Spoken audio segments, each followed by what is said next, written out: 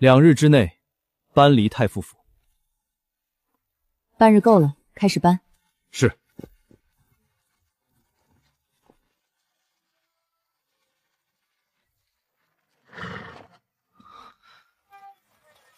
空了。谁允许你动这些东西的？白纸黑字，太傅亲笔，嫁妆是我的，人也是我的。您要的是休妻，不是抄家吧？2日之内搬离太傅府。今年的新龙井，还是我特意让人从江南带回来的，尝尝。不用。行。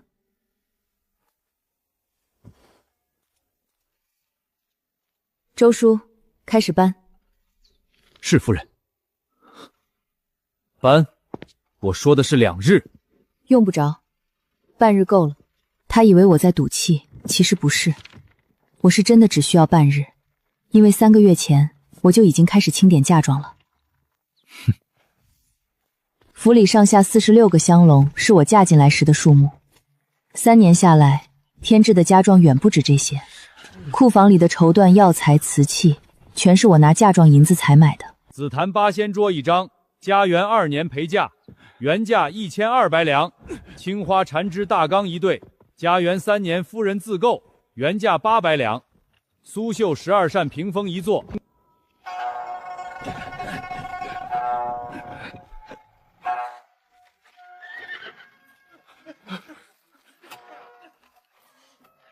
夫人，夫人，这花厅的东西。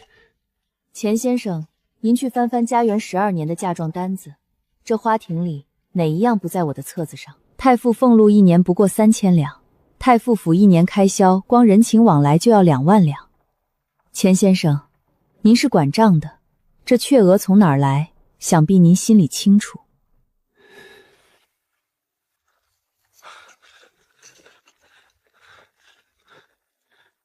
夫人，这花……嘉元13年春天，我让人从锦州运来的花种、花土、花盆，一共花了3000两。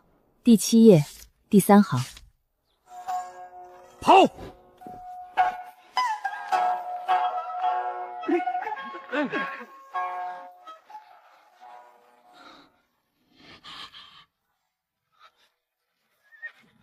沈恒，谁允许你动这些东西的？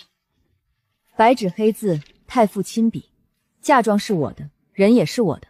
您要的是休妻，不是抄家吧？走。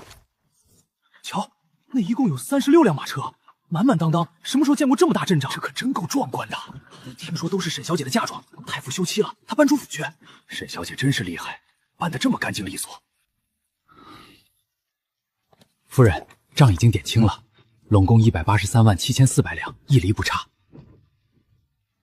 另外，太傅府账上还欠着夫人4万6千两，这笔钱咱们要不要去催一催？不要了，当散伙饭钱。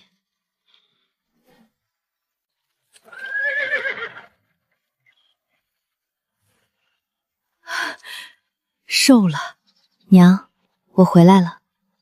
回来就好，回来就好。厨房炖了你最爱喝的排骨汤，一直温着呢。他顾修远凭什么休你？他说性情不合。放屁！你操持太傅府整整3年，里里外外上上下下哪一样不是你在撑着？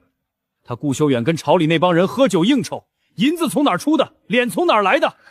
现在他倒嫌弃起你来了。爹，您说的是事实，但这事实在顾修远眼里不重要。那什么才重要？在他眼里，他是天子近臣、清流领袖，觉得娶我这个门第虽高却不如他风光的世家女，是给沈家天大的脸面。至于我管家理账、倒贴嫁妆、打点人情，那都是妻子理所应当的本分。他从不觉得我做的这些有什么了不起，他觉得了不起的是他自己写的锦绣文章，是他在朝堂上的慷慨陈词，是他那个当朝第一直臣的名头。哦，对了，还有一个人。谁？宋芷兰，她是他的青梅竹马恩师的女儿。夫人，太傅听说宋家娘子成了寡妇后，这3天一直把自己关在书房。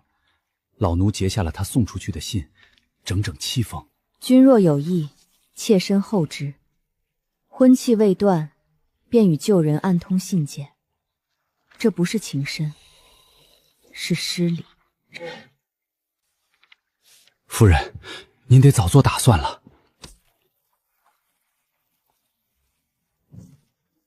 周叔，把灯拨亮些。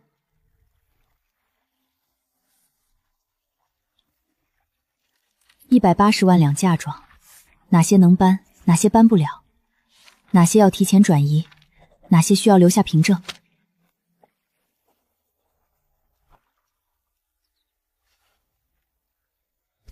周叔，老奴在。把城东那3间最赚钱的铺子，今天就过户到我娘名下，其他产业按我列的单子悄悄往外撤。老奴明白。你就这么把铺子和银子都撤了，然后呢？然后等着看。看什么？看太傅府还能撑几天。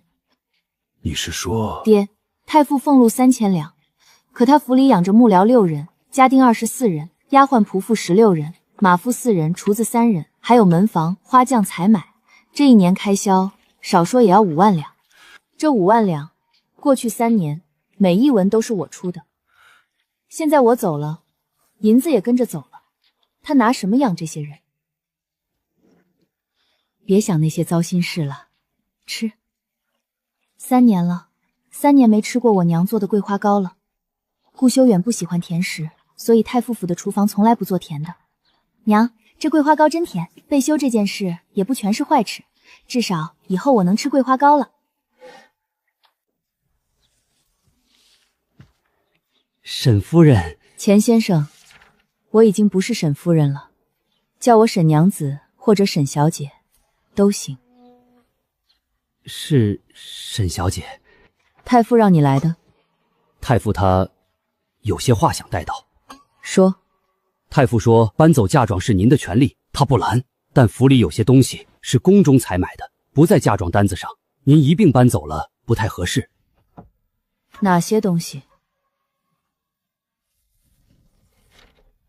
正堂南条条案1张，花厅鎏金竹章4座，书房端砚2放。停。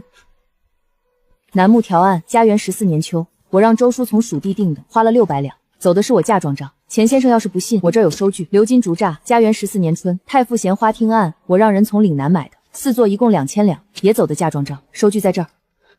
端砚，那2方端砚是我爹送给太傅的贺礼，太傅既然休了我，这贺礼我爹要收回来。钱先生觉得有问题吗？沈小姐，太傅他其实什么？其实太傅这几日也不好过。那是太傅的事，跟我没关系。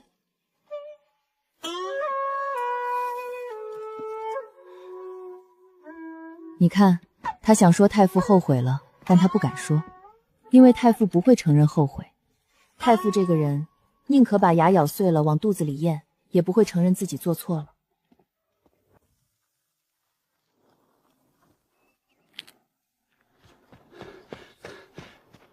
老爷，小姐，太傅府那边有新的消息传来。老爷，小姐，太傅府那边有新的消息传来，6个幕僚走了4个，就剩钱先生和一刚来半年的赵先生，厨子也走了2个，花匠丫鬟跑了好几个，全是因为发不出月钱，活该！太傅休了我，按他的性子，不会等太久。3天之内，他一定会去找宋芷兰。小姐，现在城里已传开这消息，7天过去了，太傅要续香，正是恩师的女儿宋芷兰，坊间议论纷纷，说她休了旧人，迎来了新娘子。小姐，您不生气？生什么气？我倒想看看，宋芷兰进了太傅府，发现那是个空壳子，会是什么脸色？小姐，您这招够狠。不是我狠，是太傅自己选的。他以为休了我还能过从前的日子，他忘了一件事，从前的日子是我给他的。周叔，帮我打听一件事：宋志兰在宋家守寡那2年，花销已何？有没有欠外债？是，我这就去办。小姐，查清楚了。小姐，查清楚了。宋芷兰成为新寡的这2年，在宋家老宅住着，吃穿用度全是顶好的。锦缎要宋州的，胭脂要淮南的，吃食要南边县运的鲜货。宋家早败了，哪里供得起这个排场？他就借，跟城东的钱庄借，跟城西西的当铺借，跟临街的绸缎庄赊账。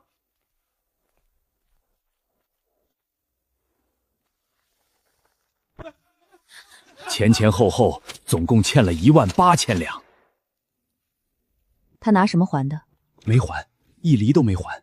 那些钱庄和铺子催了几次，他就哭，说自己孤苦伶仃，日子艰难，求人家宽限。人家就信了。信了一半，另一半是因为他放了话出去，说太傅会替他做主。这个女人比我想的聪明，也比我想的贪。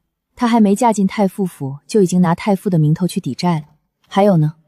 小姐您看，这是宋芷兰身边那个丫头在绸缎江赊账时签的单子。太傅府顾夫人休书才下了10天，她已经用上这个名头了。这张留着。周叔，再帮我查一件事，太傅知不知道这些债？应该不知道。宋芷兰在他面前一向只说自己清贫度日，粗茶淡饭。太傅每次去看他，他穿的都是旧衣裳，桌上摆的都是素菜。好一个宋芷兰，在太傅面前演清苦，在外头过奢靡日子，2张皮缝得天衣无缝。周叔，不急，让他先进门，进了门才好看戏。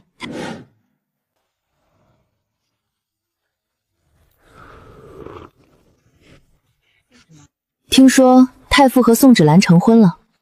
半月前的事儿，太傅办不起，没有大操大慢，他手头的银子连一桌像样的酒席都凑不起，最后还是宋芷兰自己出的银子，摆了6桌，堂堂太傅续弦，新娘子自己掏钱办酒席，整条上京街都在看笑话，痛快！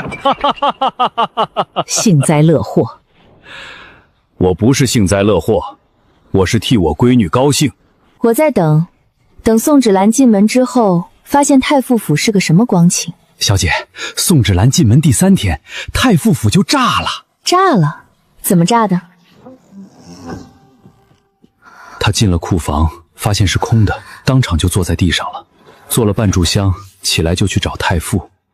2个人在书房里吵了1个时辰。180万两嫁妆呢？怎么全没了？那是前妻的嫁妆，与我无关。你既然知道没银子，为什么不拦着他？休书是我写的，拦不住。我是嫁过来过日子的，不是来吃苦的。我会想办法。什么办法？太傅当然没办法，他的办法从来都是我。现在我不在了，他什么办法都没有。小姐，还有一件事，宋芷兰进门那天带了8个香笼，里头装了什么？里头全是新衣裳、新首饰。绸缎庄赊的那12匹锦幔，有6匹已经裁成了衣裳。赊账置办的嫁妆，加上欠钱庄的，拢共2万多两。这些债现在算谁的？算太傅府的。太傅休了我，省了180万两嫁妆，娶了她，背上2万两的债，这笔买卖做得真好。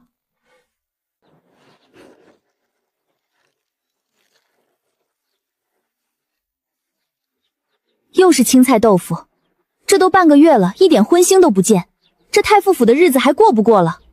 夫人，您要的席面买回来了，城里最大酒楼的招牌菜，总算能吃顿像样的饭了。花了多少银子？回夫人12两。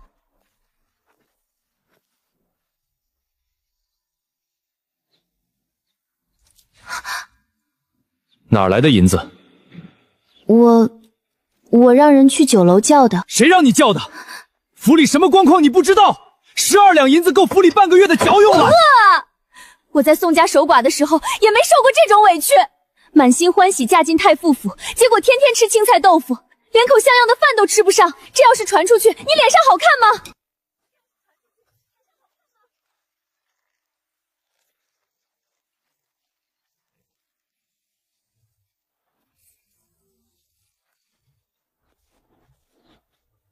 过去3年，府里厨房的食材全是沈家城外庄子上送来的，不用花1文钱。现在沈娘子把庄子收回了，咱们样样都得花钱买。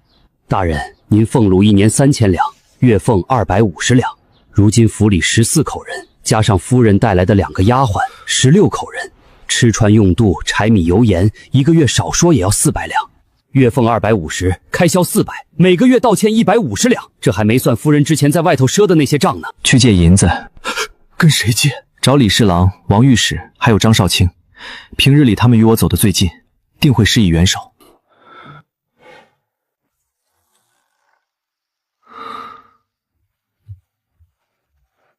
借到了吗？第1家李侍郎府上。老爷不在，改日再来吧。我连大门都没进去。第2家王御史倒是见了面。钱先生，实在不巧，我最近手头也紧得很，周转不开呀。太傅的难处我明白，可我也是有心无力。一听说是借银子，他愣了半天，跟我倒苦水，说手头也紧，实在周转不开。那张少卿呢？他与我可是同榜的交情。张家最干脆，管家直接在门口把我拦住了。他说什么？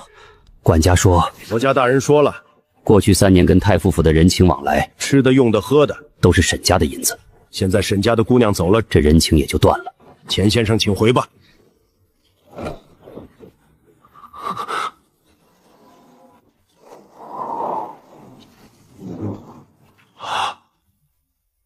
钱先生连吃3个闭门羹，太傅府现在是山穷水尽了。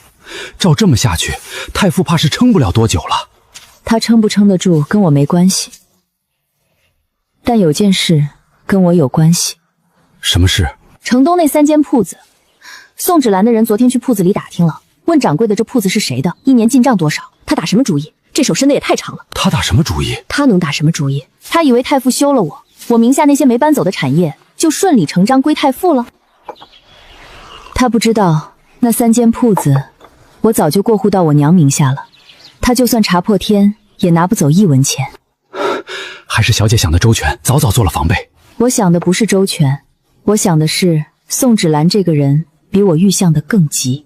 她进门才1个月，连太傅府的底细都没摸葱，就开始惦记我的铺子了。这说明什么？说明太傅府的窟窿比他想的还要大，也说明他带进门的那点嫁妆根本不够填这个无底洞。他慌了，一个慌了的人就会不负责手段，就会犯错。我在等他犯错。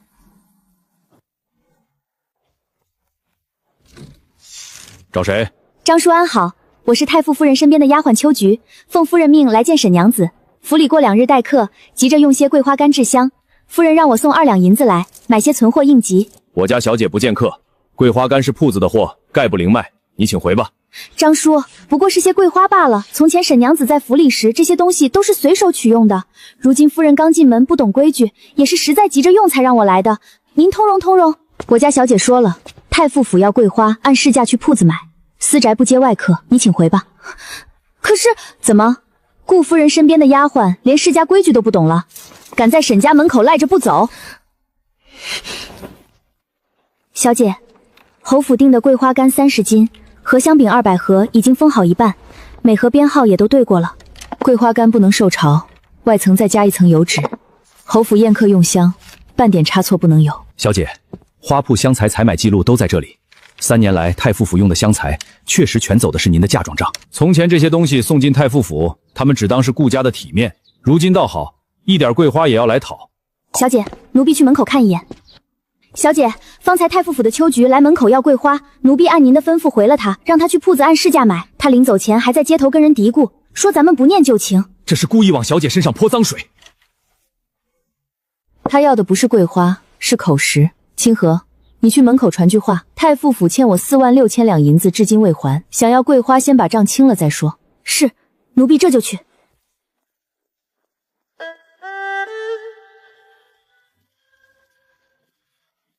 你倒是一点不慌。生意场上最怕账不清，账清了，谁来闹都不怕。秋菊听完脸都白了，灰溜溜跑回太傅府去了。他回去定会添油加醋，宋芷兰怕是会撺掇顾老夫人亲自上门。正好，周叔，把花骈、香材采买记录单独制一份。顾家拿长辈明示压我，我就用白纸黑字堵他的嘴。老奴这就去办。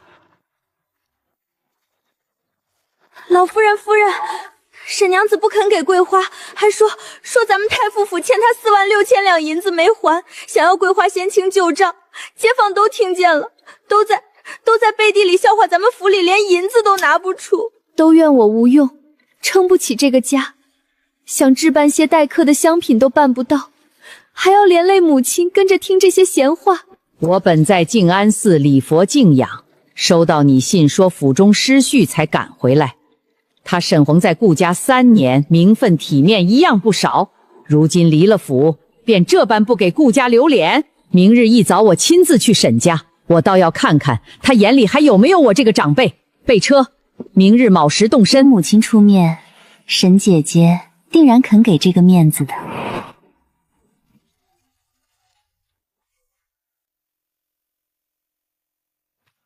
小姐，顾老夫人带着宋氏登门了。府里待客几等桂花荷香，你离府时为何不留下？如今倒扣着不肯通融。姐姐，母亲也是急着招待贵客，你念在往日情分，匀一些便是。顾夫人，我离府时库房留了足用半年的上等香材，这才1月就见底了。从前你在府里花用多少，我从不过问。如今府里有难，你倒算起细账来了。传出去是你沈家女小气刻薄。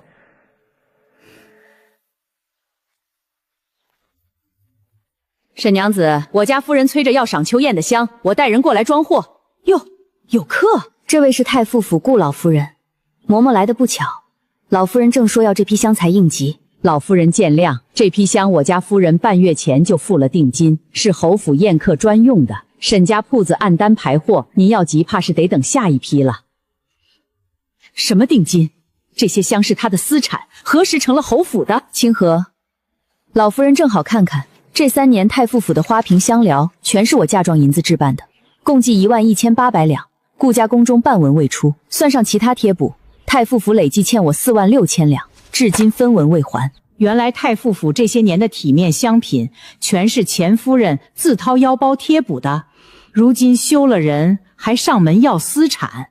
这传出去，上京街的世家怕是要笑话了。你说这些是顾家公产，你说他卷走了府里香库。我是听下人说的。糊涂！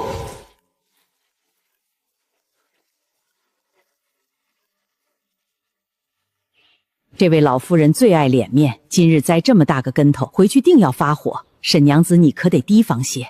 老夫人要脸面，不会再来，但顾夫人不会罢休，她盯上了更值钱的东西。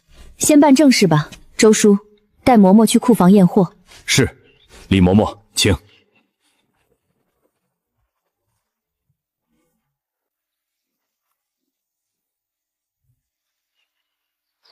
都是儿媳的错，诬陷下人闲话，害您老受了委屈，儿媳罪该万死。你说府里的香材为何1月就空了？从前有沈姐姐嫁妆贴补，自然宽裕。如今府里进项少，采买的香材次不经用，我也是没办法才想去匀一些。谁知道姐姐竟这般绝情，还当着侯府的人面打咱们的脸。她这哪里是打我的脸，分明是打您，打太傅府的脸。往后咱们出门应酬，哪还有脸面？放肆！她真当顾家没人了？香材是小事。只是儿媳听说城东那3间盈利的铺子也是姐姐的陪嫁，如今她一并带走，府里又少了大笔柔项，往后日子更难了。钱先生，老夫人，去京兆府查城东3间铺子的契税抵当，我倒要看看他是不是私吞了顾家的产业。是。沈娘子这批香品气味清正，封签也严整，我家夫人定然满意。侯府宴客用香不能有半分差差。清河，把侯府订单的验货单递给嬷嬷。是。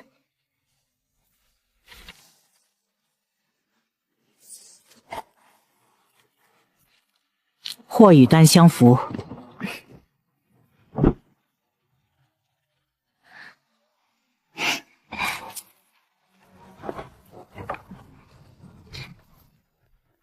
小姐，太傅府的钱先生刚动身去京兆府，要查城东3间铺子的契税抵当，定是顾夫人回府挑唆了老夫人。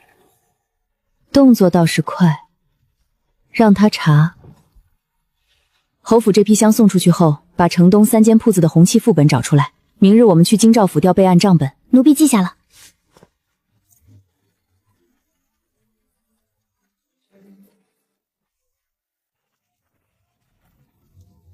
沈娘子，这是城东瑞香斋云锦阁锦绣铺3处铺面的备案账本。嘉元14年3月，确由沈恒名下转入沈母吴氏名下，税银已缴清。小姐，3份红契印饰齐全。劳烦盖京兆府蛇宴印。小姐，太傅府若真查到抵当，只会查到同样结果。我要的就是他们查到同样结果，分2份，一份锁进铺子账房，一份你随身带着。宋芷兰若再当众要铺子，就当众给他看。奴婢明白。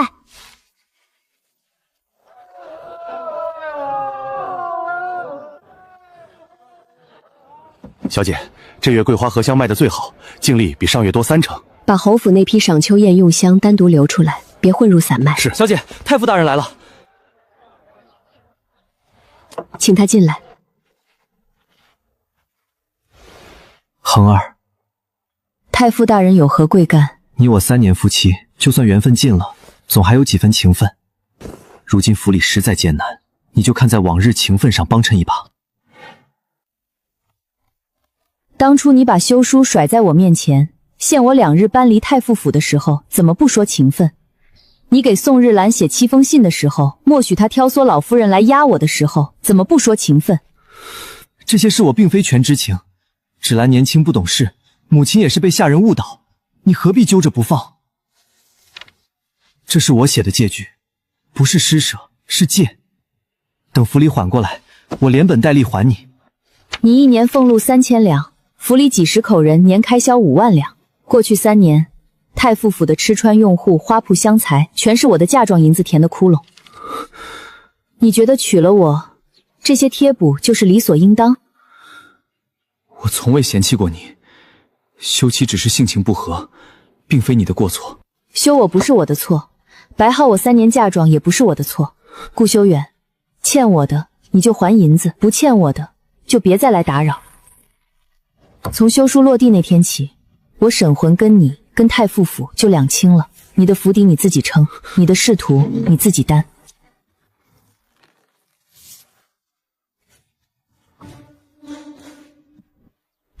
小姐，顾修远被彻底拒了，怕是不会善罢甘休。宋芷兰那边还没动静，老奴担心他要动歪主意。是啊，小姐，宋氏心术不正，不得不防。花财拿不到，长辈压不住，旧情也绑不住，3条路都走死了。那他下一步？铺子。他下一步会直接冲我的铺子来。各位街坊邻居，求你们评评理。太傅府如今揭不开锅，上下10几口人等米下锅。沈家娘子手握城东旺铺，金银满屋，却连1间铺面都不肯松手。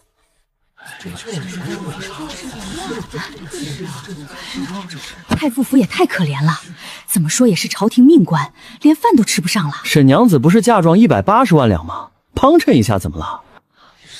我不怪姐姐，姐姐从前在府里操持家务，没有功劳也有苦劳，真会装模作样。只求姐姐念在3年夫妻情分上，把那间铺子暂且归还顾家，等府里缓过来，一定加倍报答姐姐。沈娘子出来了。姐姐，你终于肯出来见我了。城东那间铺子，你到底还不还？宋芷兰，你今天来我门前跪着，是为了城东瑞香斋的铺面，你想让我把它还给顾家？那是顾家旧日用惯的进项，姐姐如今不在府里了，总不能一直攥着不给吧？顾家的铺子，周叔，把铺面过户凭证给我。这是京兆府核准的城东瑞香斋铺面过户红契。嘉元14年3月，此铺面由沈恒名下转入沈母吴氏名下，按大常律，与太傅府没有1文钱关系。你说这铺子是顾家的，可你宋芷兰还没嫁进太傅府之前，就打着太傅府的名头在外赊账，城东钱庄、城西当铺、南街绸缎商，加起来18000两外债。你连自己的嫁妆都是赊来的，有资格跟我说还铺子？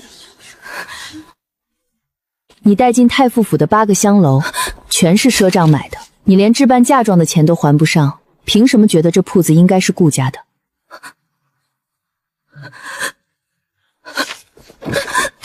？8个香楼都是血。这女人自己欠了一屁股债，还好意思来要人家的铺子？什么清流太傅，娶个媳妇儿欠了2万两外债，真不嫌丢人。太傅休了我，省了180万两嫁妆，娶了你，背上2万两外债，这笔买卖你觉得划算吗？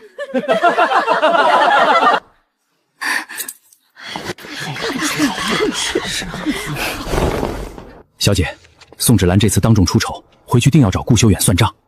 这两口子怕是要打起来了。就是他丢了这么大的脸，回去肯定要把气都撒在别人身上。他回去第一句话，定是骂顾修远没用。那咱们怎么应对？不用应对，他们关起门来咬够了，自然会互相把最后一点体面也撕干净。我们等着收账就行。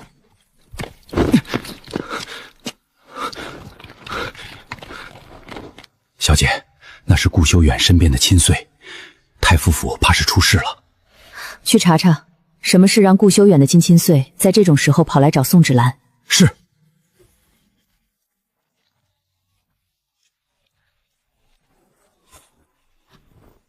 小姐，方才街上传得沸沸扬扬，说太傅府夫人来沈家门口要铺子，客人都在问咱们铺面会不会换东家？铺面不会换，照常开门，照常进货。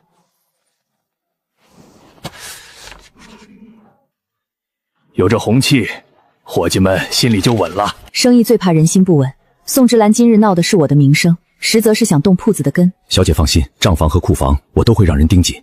铺子照常做买卖，他越闹，我们越要让外头的人看见沈家的铺子稳得住。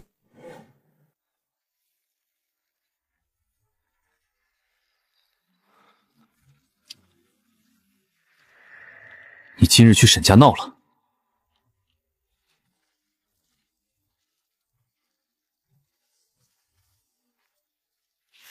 跪了大半个时辰，他当着半条街的人把赊账单甩出来，那些街坊看我的眼神跟看贼没样。我早说过他手里把柄太多，你偏不听。现在满上京都知道太傅夫人赊账不还，我丢的是谁的脸？你若撑得起这个府，我用得着去跪他？你在朝堂上端着清流领袖的架子，府里连下人月钱都发不出。府里银子花到哪儿去了？你心里没数？酒楼席面12两一桌，锦缎32匹，胭脂成套的买，我1年俸禄3000两，你进门才半年，就花掉我快3年的俸。我不是故意的，进了太傅府，处处要体面，往来的都是官眷夫人，穿的差了，席面薄了，岂不是给你丢人？我也是为了顾家的脸面。我当初只当你是勤俭温顺的性子，才肯娶你进门，谁知你持家这次无度，再这样下去，太傅府早晚被你掏空。我也是第一次当家主母，难免有拿捏不准的地方。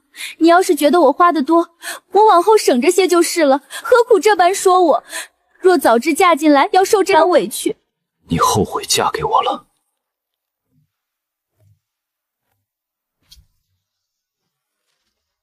隔着院子都听见你们吵。芷兰，你当街下跪哭闹，成何体统？太傅府的脸面都被你丢尽了。娘，儿媳也是被逼无奈，府里实在周转不。他油盐不进，你就去跪。沈恒手里握着嫁妆抵账铺面红契，你婚前的赊单哪样不是铁证？空手上门就是送上去让人打回来。府里开销早该立张俊，钱先生的账我看过了，每道欠150两，不能只靠典当填。儿子已让人找城北小院的买主，大约能凑3、4千两，先撑过这阵子。3、4千两够干什么？以后府里账目让钱先生每月抄报给我过目，你们2个把日子过下去，比什么都强。母亲放心，儿媳记下了，以后一定收敛心性，不再给您添忧。儿子记下了。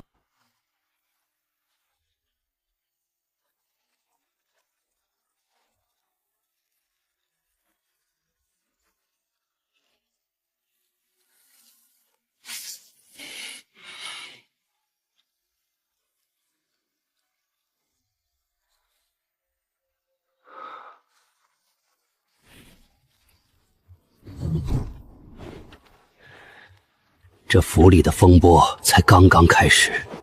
小姐，周叔传了消息，太傅府吵了半宿，老夫人发话，以后账目归钱先生每月抄报。顾大人要卖城北小院填窟窿，点卖家产填窟窿，撑不了多久。他们自己亏空成那样，倒天天惦记娘子的嫁妆铺子。把当年给太府垫支的底账再核一遍，每页清好私印，按年份分辖。以后大理寺、京兆府商会，谁来查都能立刻取出来。小姐放心，账册原件锁在内柜，副本明早治好。顾家以为这是旧账，可旧账才最能要命。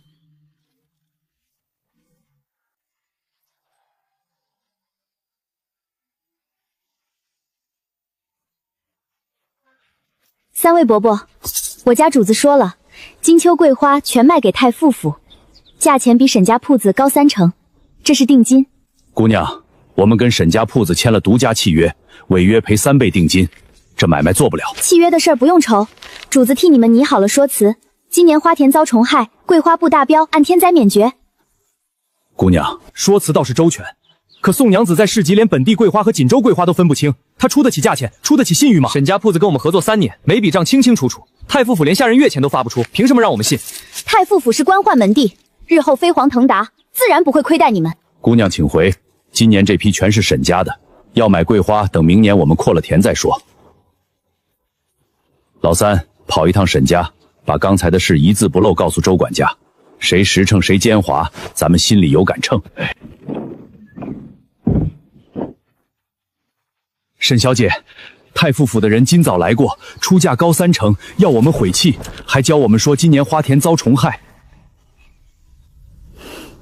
3成溢价，赔3倍违约金。宋芷兰连账都不会算。沈家铺子跟我们合作3年，从不拖款。太傅府连下人月钱都发不出，谁敢信他们？这批桂花今年照旧全收。周叔，把今年定金补足。是。再续5年，价格按原约上浮1成。若遇天灾，沈家派人实地验看，不让你们平白担责。若品质达标，沈家照单全收，不压价。沈小姐这话比什么官宦门第都踏实。老赵头，东田3亩，赵老三，南坡2亩半，小王，西沟1亩8扁，都记下了。契约副本送平南侯府李嬷嬷一份，告诉各府管事，太傅府正在暗中撬供应商，请各家提防。是。他拿银子撬货源，我就用契约稳人心。花农这条路走不通了。夫人，那接下来把之前备好的稿子找出来，找几个常在菜市口的妇人。沈皇刻薄居情，对落魄夫家见死不救，传得越广越好。要提太傅府吗？不用提，只说沈皇如何逼死前夫一家，说得越惨越好。太傅府不沾手，流言自己会跑。等全城都在骂他的时候，我们再出面。到那时候，他跪下来求我们，我们都不接。别提太傅府，就说沈娘子手握180万两嫁妆，攥着铺子不肯放，逼得前夫家揭不开锅。说得越真，后续赏钱越多。放心，保准给你传得满城皆知。哎呦，大伙儿评理！沈家那个被休的娘子，仗着嫁妆多，把前夫一家往死里逼呀！堂堂太傅府10几口人等米下锅，他连一间铺面都不肯松，心也太狠了。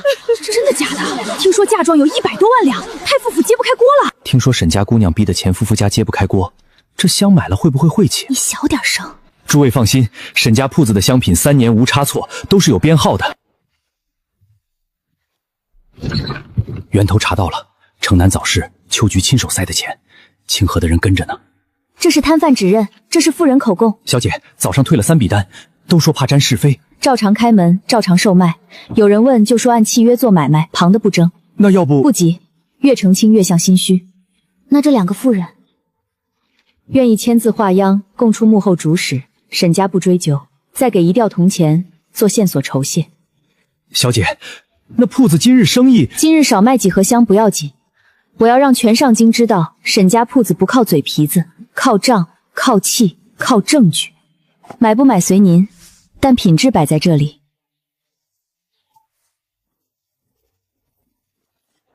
2个妇人全招了，秋菊这3日出府的时辰、去向也都有路人指认。奴婢核过，供词对得上。够了，把这册命名为市井流言，和前头秋菊要桂花的事放在一起。明日亮证据。不，等谷家自己登门，把看客都引到沈家门前，流言在哪儿最热，证据就在哪儿打回去。宋芷兰搭了戏台，我们总得等她把戏唱完。开门，欠债还钱。宋芷兰设锦缎的时候，一口一个太傅府不差钱，如今拖了半年，21300两一文不还。淮南胭脂12套，锦州锦缎32匹，笔笔有他亲笔画押。堂堂太傅府，耍无赖当缩头乌龟。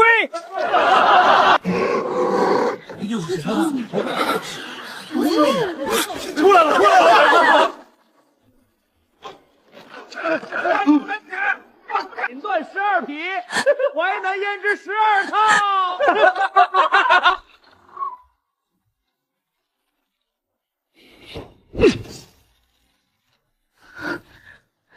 21300两，钱先生刚把债主拦在门外，把这些账单递到我手里。你守寡那2年欠下的锦缎、胭脂、席面、首饰，我每次去宋家看你，你穿旧衣裳，吃素菜，跟我说宋家克扣你清贫度日，频频度日的人，2年赊出18000两。妾身不是有意瞒你的，那时候宋家已经败了，族里的人都不肯接济。妾身若不置办几件像样的衣裳，连门都出不去。妾身只是不想让你担心，才没说实情。那些债是妾身欠的，妾身自己想办法还，你千万别因为妾身跟沈家娘子低头，你的清名不能丢。明日妾身就去当铺把首饰当了，能还多少算多少，还不上，妾身去给人做绣活，慢慢攒。起来吧，我来想办法。宋芷兰，滚出来还钱！娘子，5家债主全到了，钱庄、当铺、绸缎庄加印子钱的30多号人把前后门都堵死了，总数算清了，宋芷兰私债加宫中亏空，一共21300两。出来应付的是钱先生。是，被骂得抬不起头，一句话都插不上。看他样子，怕是和债主同时知道这笔烂账。娘子，债主喊的每一笔账，奴婢都核对过了，和咱们手里的赊债单完全对得上。他本来想搭流言的戏台子逼我出面，没成想自己的旧债先塌了台。清河，把债主喊出的每一笔和咱们手里的赊账单对上，能对上的送京兆府备案。是，奴婢这就去整理。好戏才刚开场。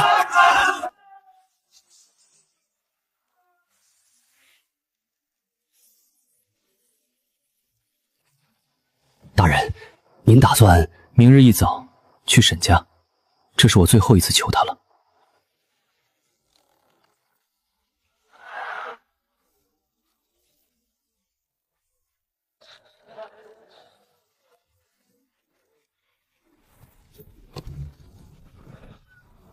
小姐，今日受流言影响，散客少了2成，但侯府和几家老主顾的订单都没退。老主顾看品质，散客看热闹，稳住老主顾，散客自然会回来。是，老奴明白了。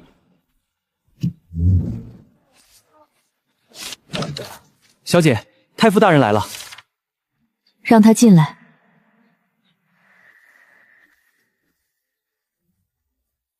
这是你嫁进府第1年给我做的青衫，袖口你特意缝了3道针脚。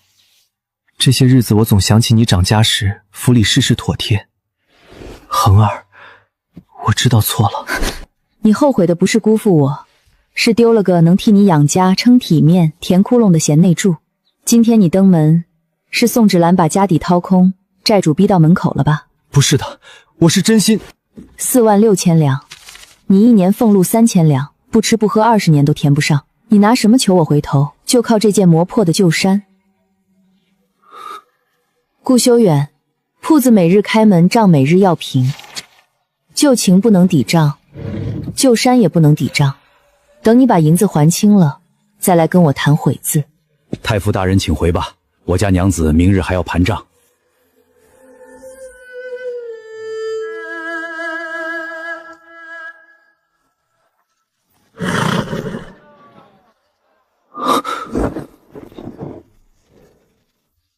顾大人，大理寺奉旨查办太傅府3年账目，请随卑职走一趟。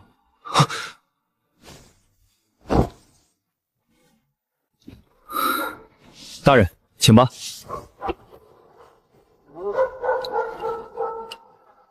走吧。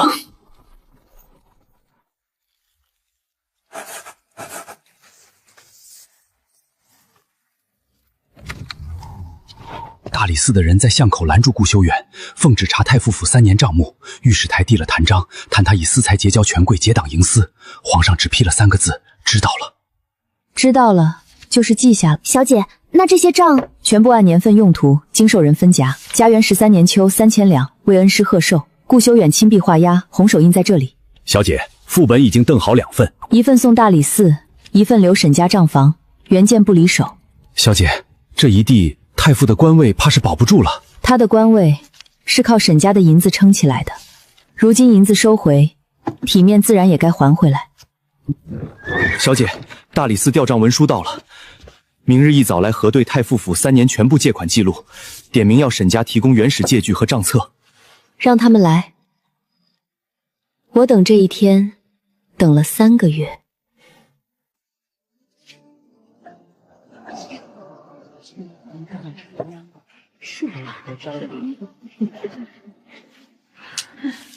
你说这顾大人怎么还能来赴宴？前几日不是被大理寺带走查账了吗？听说顾家老夫人拉下脸求了侯府作保，才暂把人冒信出来，说是外出核对账目。我看啊，是特意来求沈家娘子松口的。诸位都是顾家故旧，今日修远后眼登门，想求大家做个见证。顾家100年门风，不能毁在我手里。如今大理寺查账，全凭旧日借据定罪。有人手握顾家命脉，非但不肯援手，反倒步步紧逼。恒儿往日最是温婉，如今手里握着180万两嫁妆，抬手帮衬一下，修远这关就过去了。一日夫妻百日恩，何至于赶尽杀绝呢？太傅大人特意求保社出来赴宴，就是为了给我扣一顶见死不救的帽子。我只问你一句，大理寺那17张借记是不是你亲手递上去的？各司衙门的账册副本是不是你让人送的？你明知道这些交上去，我官位不保，甚至要坐牢。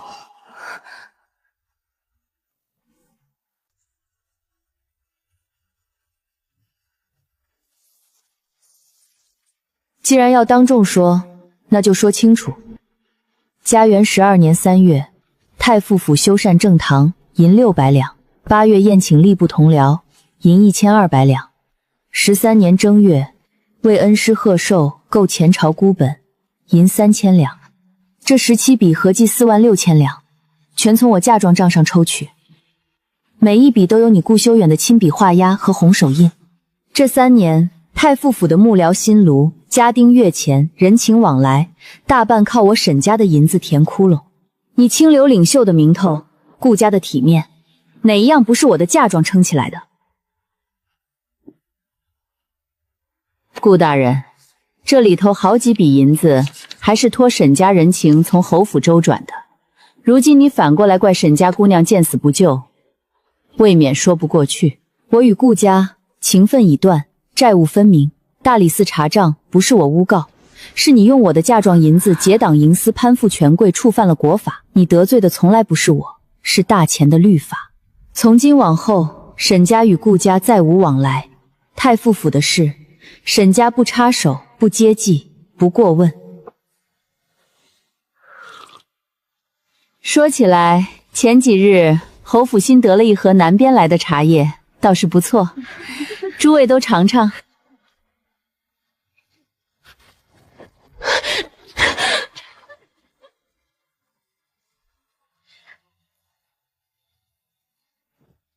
你今日这一仗打得漂亮，不过顾家如今走投无路，正途走不通，只怕要往市井里钻歪路子。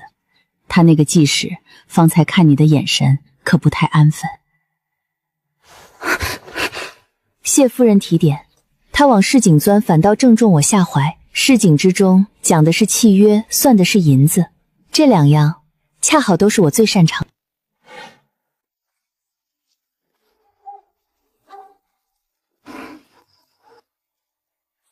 你袖里藏的什么？我听说你打听香铺生意，要学沈环做商贾。夫君息怒，我见您日日为银钱发愁，债主堵门，府里米粮钱都快凑不齐，心里实在着急。我想着沈姐姐从前开香铺能补印象，我比不上她，就想做些平民香膏赚碎银，替夫君分担。分担？你是太傅夫人，做商贾生意传出去，顾家脸面往哪搁？你非要学沈恒一身同味味儿？是我考虑不周，可总不能变卖祖宅抵债吧？咱们开个小铺片，不提太傅府，只说是我娘家远亲做的，没人会知道。从前沈姐姐也这般替夫君分忧，我没她的本事，只能尽这点心力。罢了，你折腾去吧，但记住，绝对不许打太傅府的招牌，不许提你是顾家人，丢了顾家脸面，仔细你的皮。多谢夫君体谅，我都听您的，绝不敢坏顾家名声。您快趁热喝参汤，那妾身就退下了。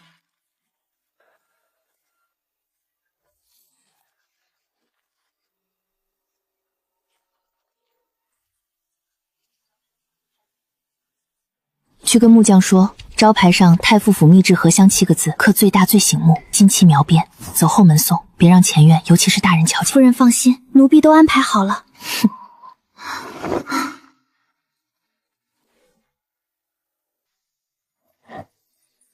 小姐，3家铺子的香盒编号奴婢已经分开造册，每盒暗文位置、出货铺号、经手伙计都登记在案，以后这册子归你管，出了假货先查编号。奴婢明白，凡出沈家铺子的香都要有迹可查。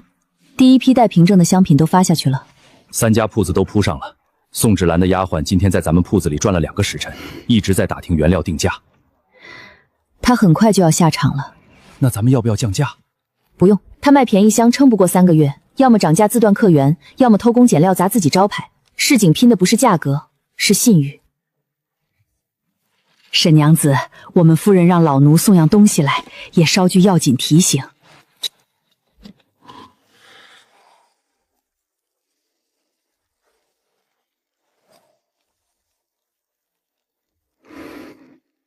有劳嬷嬷跑一趟，夫人有什么话？城南柳家3代做贡香，早前垄断了宫里与各侯府的供应。3年前沈家才搭上太傅试试，才从柳家手里分走份额。这3年他们按兵不跺倒了，沈家没了官场上的掩护府，柳家攒了3年怨气，怕是不会再忍了。替我谢过侯夫人提点，这份人情我记下了。柳家的事我心里有数。清河，送一下嬷嬷。哎。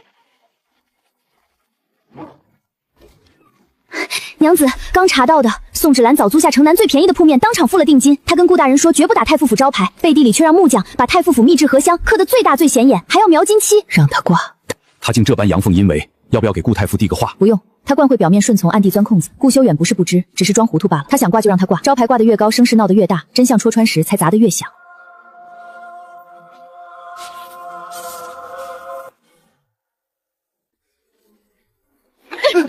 你们自己闻闻。这也叫桂花荷香，锯末半麦精都比这强。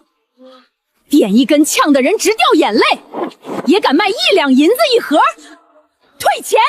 我昨儿买的，今早打开就没了。你们太傅府卖的是香还是馊水？不退钱，我们就去京兆府告你们以次充好，砸了你们太傅府的招牌。这哪是太傅府秘制，比沈家香铺差远了。沈家的香我用了3年没出过岔子，这铺子才开3天，天天有人来退。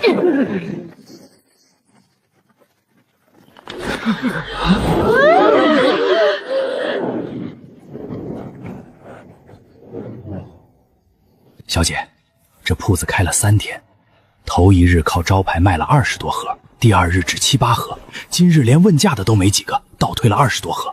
再耗几日，不用咱们动手，他自己就撑不住。小姐，奴婢已经让伙计混在人群里，收了3盒不同批次的退货，都标好了购买日期和铺号。本地桂花没烘干就压饼，天热潮湿，3天发霉是必然，不用咱们出手，让他自己收场。退回来的香饼全部封存流量，编号登记造册，他不会就此收手，只会换旁的阴招，这些就是日后的证据。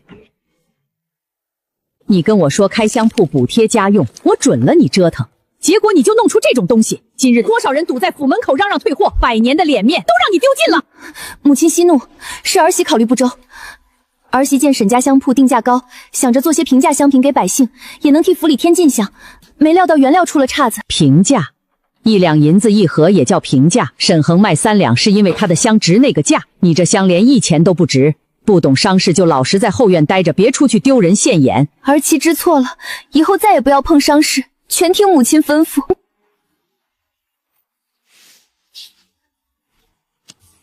城南市集第一批购于开张首日，第二批购于第3日，已生霉；第3批退货人称嗓痛。记得很清楚。小姐说过，口说无凭，留样为证。记住这句话。本地桂花没烘干就压饼，天热潮湿，3天发霉是必然。他不会就此收手，只会换旁的阴招，这些就是日后的证据。小姐，宋芷兰这回亏了本钱，还被顾老夫人当众训斥，脸面正路底挂不通了，铁定要往歪路上钻。让他钻，歪路走得越多，破绽越多。清河市井那边安排人盯紧，一旦有关于沈家香铺的流言传出，立刻查清源头。是，奴婢已经安排了2个小丫鬟，每日去市集茶肆转悠，一有动静马上汇报。下个月的品香会也盯着。宋芷兰在明处折腾不算什么，暗处藏着的柳家忍了3年，怕是快按耐不住了。还有，把今日太府门口聚众退货，宋芷兰打着太夫府高派猎香的事儿传到顾修园里，让他们夫妻自己关起门算账。老奴明白，这就去安排。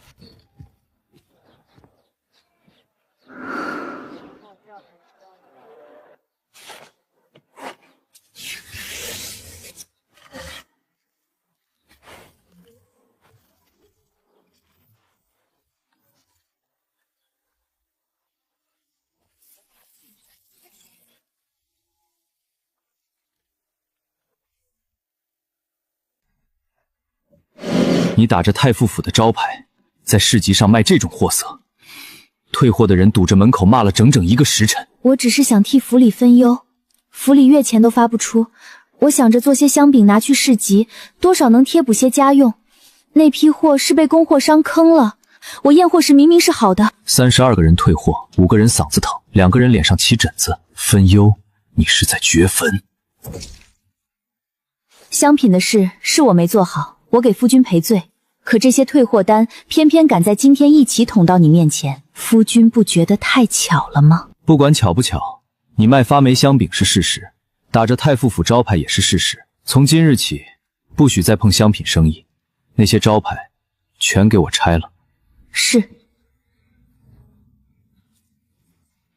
沈恒3年来所有商事纠纷、账目往来与太傅府的债务细节全都要，越细越好，价钱好商量。若牵涉衙门旧档、商会记录，价钱翻倍。只要有用，银子不是问题。没到时候。明白。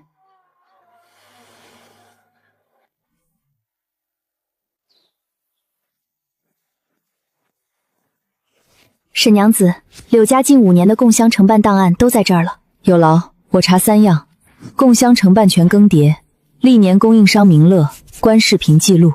小姐，柳家这3年陆续丢了5家侯府供香订单，其中3家如今都是咱们沈家的常客。所以他不是忽然盯上我，是忍了3年，等着找机会发难。小姐，这册内容也归入柳家专册吗？对，往后品香会动向、柳家商事、供香承办权相关的记录，全归柳家册，单独存放。奴婢明白。这次和上次不一样，上次是收买菜市口婆子，这次是从太傅府自家下人圈子里往外渗，外围下人说的细节都能对上，连用词都差不多。他学聪明了，自家下人传出去，外人自然觉得是真话。就算查到太傅府头上，他也能推说下人无知妄议，让市井那边继续盯着，每个传谣节点都记清楚谁传的什么时辰在什么地方，全部录成册。乡守掌柜托人带话，说顾家近来行事太过，有人看不过眼，让您多加小心。老奴猜是钱先生。这份情记在心里，不要声张。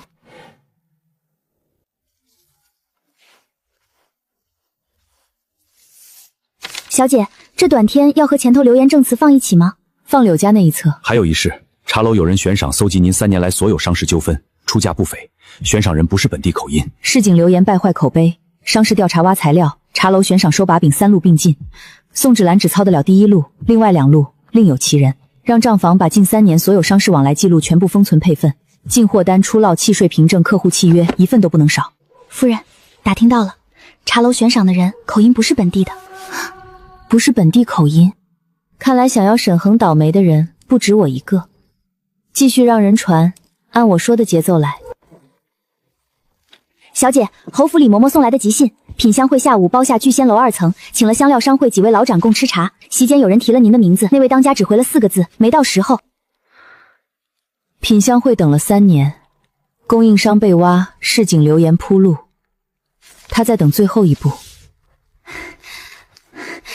小姐，宋芷兰方才让秋菊连夜出门去了聚仙楼。他连传谣都要亲自盯了，让市井那边继续盯紧。他在聚仙楼见了什么人，说了什么话，全部记下来。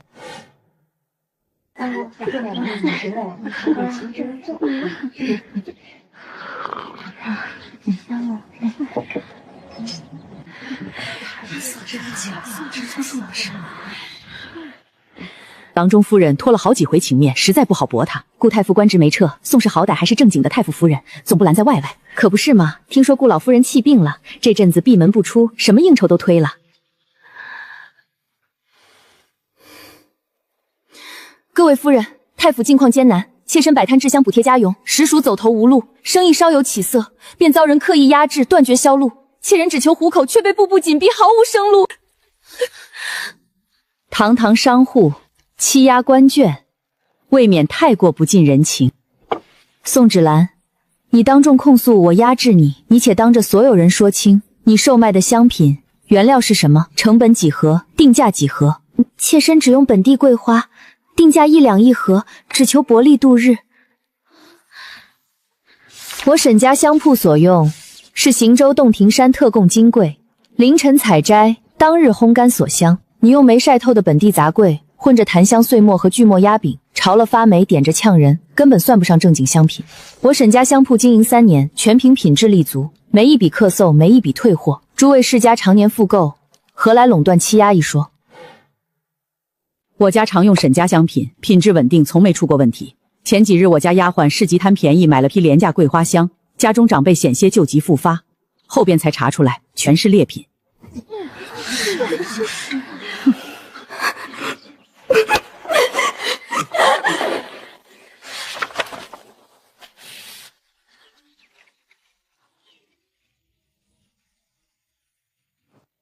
伯夫人，角落那位娘子是何人？城南柳家嫡女，柳家大小姐，从前和顾修远是旧识。顾家未败时，两家也曾往来。后来顾修远娶了你，他倒沉寂了几年。可你沈家分走柳家共襄生物后，他就不可能再只当旧事看了。这人特别能忍，心思深着呢。他今天来就是观望试探的。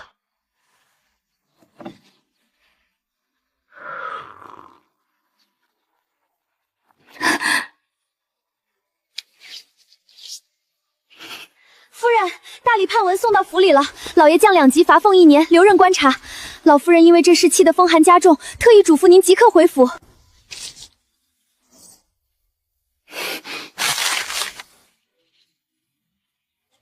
回府，去把大理寺留存的所有借据卷宗查清楚，把沈恒递上去的证据全找出来。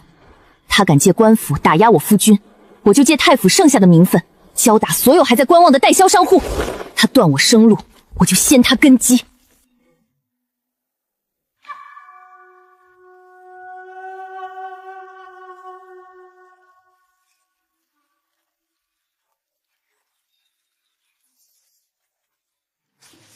府里上个月裁了1半下人，母亲的风寒药钱都快凑不齐了。你再怎么降，也是朝廷命官，太傅府的名头还在。市井商户最怕官面上找茬，不用你出面，我让裴家的管事去办，让管事跟市令署的小吏递句话，就说最近京城猎香泛滥，该查查原料合规，先拿一家没背景的小铺子开刀，杀鸡儆猴，剩下的商户自然懂分寸，全程不用你的印，不留字据，真闹起来就推说是裴房自作主张，跟你半点关系没有。当真不会牵连到我？绝不会给你惹麻烦。等赚了钱，先把母亲的药钱补上，再把府里亏空填了。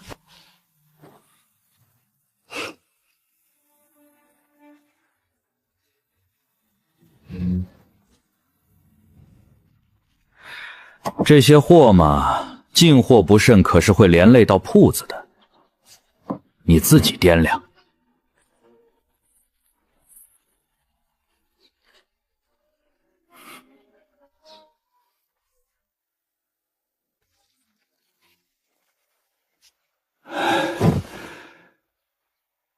赵掌柜，我来是为解约的事。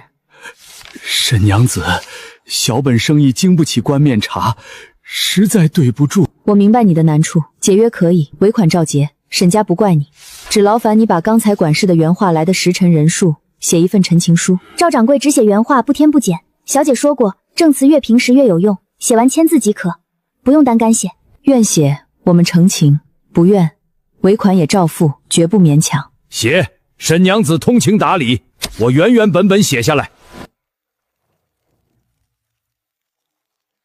另外2家也是一样的路数。宋芝兰借茶坊铺子杀鸡儆猴，派管事敲打商户，逼他们解约。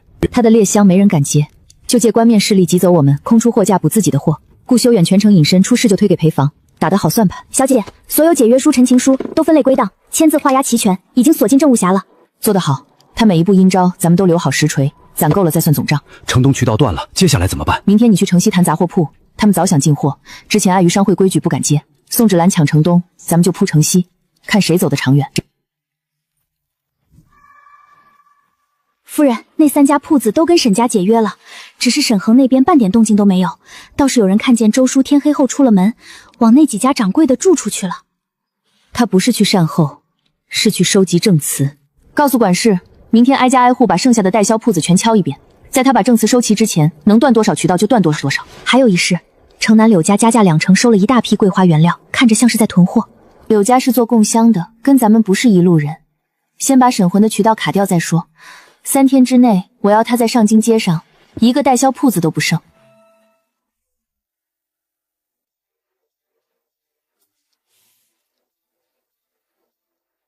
芷兰，我问你，顾家可曾亏待过你？母亲何出此言？儿媳日日谨小慎微持家，从不敢有半分逾矩。谨小慎微？你打着太傅府招牌卖发霉香饼，退货的人堵着府门骂了1个时辰。你收买菜市婆子散播流言，被人顺藤摸到秋菊头上。如今你还撺掇管事，威胁商户，逼人家跟沈家解约。3件事，一件比一件往顾家脸上抹黑。娘，这是沈恒故意诬陷儿媳，那些商户都是被他挑唆的。诬陷？发霉香饼是你让人做的，婆子是秋决去见的，管事是你陪付的人，哪一件是旁人塞给你的？娘，管事那边儿子事先并不知情，是他私下。你还替他瞒？没有你默许他一个内眷能调得动外院的人？真以为不留字据就能撇干净？御史台要是拿到这些陈情书，你这顶乌纱帽还戴得住吗？从今日起，内宅管事对牌、库房钥匙全部交给吴嬷嬷，府里采买、人情往来、下人调度，你一律不许插手，安心在偏院抄经思过，没我的吩咐，不许出府门。娘，儿媳知道错了，您再给一次机会。我已经给过你3次机会，要铺子、卖猎香、造流言，哪一次我没替你兜着？如今你竟敢碰朝堂忌讳，要害得修远丢官才肯罢休。这些陈情书要是递去京兆府，顾家全族都要被你连累。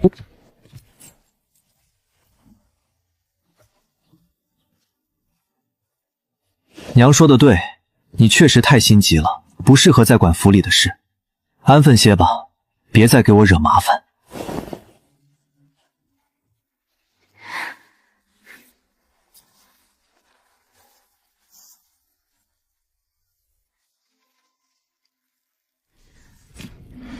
小姐，顾老夫人今日当众收了宋芷兰的管事对牌和库房钥匙，吴嬷嬷重新接管府务，顾修远全程没替她辩解一句。他连最后的体面都丢了，反倒没了顾忌。偏院继续盯紧，他身边的秋菊是对外传话的唯一通路。还有一事，品香会的柳家今日派人去了太傅府，拜帖直接递到顾修远手上。送帖的人走后，他在书房坐了半个时辰。柳家终于动手了。宋芷兰当时在偏院抄经，秋决把消息递进去后，他手里的笔顿了不到一丝，之后反要抄得更稳了，一个字都没问。他在忍，现在闹就是再送一个把柄给老夫人，他不会这么蠢。但他也绝不会甘心看着柳家拿捏顾修远。小姐，3类线索都按您吩咐分好了，每份都记了日期和来源。从今日起，不管哪一路消息，太傅府、品香会还是市井流言，都不要再只听消息，每一桩都要拿到人、时间、地点凭证。柳家既已开始挖材料，我们就把后路堵死，让账房将近3年往来凭证全部封存留档，1式2份，分开存放。是。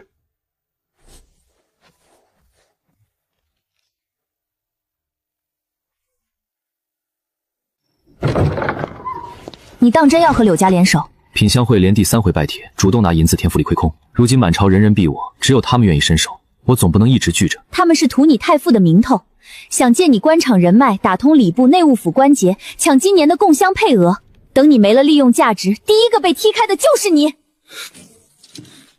利用总比你次次闯祸留把柄强。卖发霉香饼被人堵门骂，收买婆子传流言被顺藤摸瓜，撺掇管事威胁商户还被写了陈情，你哪一件不是给我惹麻烦？我做这些是为了谁？卖香饼填亏空，传流言挽名声，逼商户断沈家簪相。我事事打着太傅府的旗号，件件都是为了顾家。可你出事就全推我头上。上京街茶肆酒楼骂的是谁？骂你休了100万陪打发妻，骂你欠前妻4万6千两不还。你的清流名声是你自己败光的。陈情书写的是太傅府管事，大理寺查的是你的账，从头到尾我不过是替你的清高买单罢了。你再胡搅蛮缠，就滚回宋家去。宋家早就不认我了，我除了太傅府这棵快枯死的树，还有地方可去。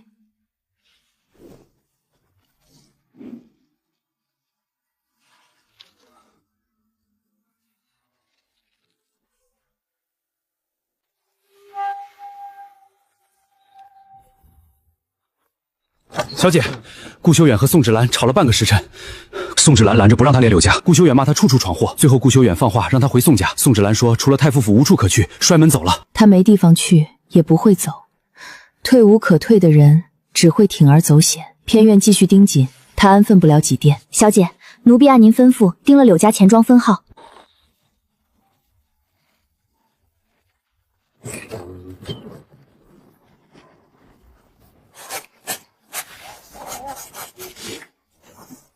怼银的是柳家分号，票号对上了。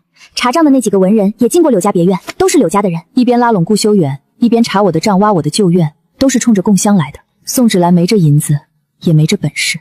顾修远看样子要松口了，要不要提前拦着？不用拦，让他上船。柳家拉拢他是要用他太傅府的人脉打通商会，在共襄竞标里击垮我们。等他上了船就知道，人家要的不是盟友，是傀儡。凭证一式2份，分开存放。柳家挖我们的材料，我们就攥紧他们和顾修远往来的证据，不必我们动手。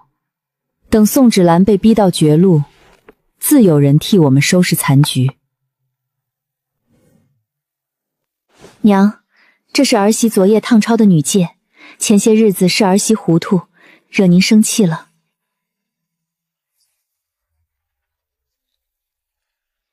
你知道错了就好，府里的事有吴嬷嬷管着，你安心抄书，把心静下来。儿前明白，往后每日早起去抄书，午间去厨房帮吴嬷嬷打下手。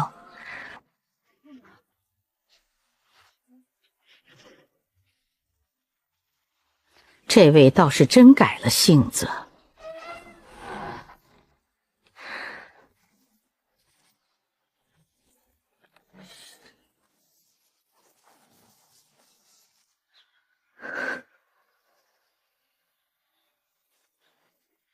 李二狗，王翠兰。还有10个面子，之前是不接嚣张的人。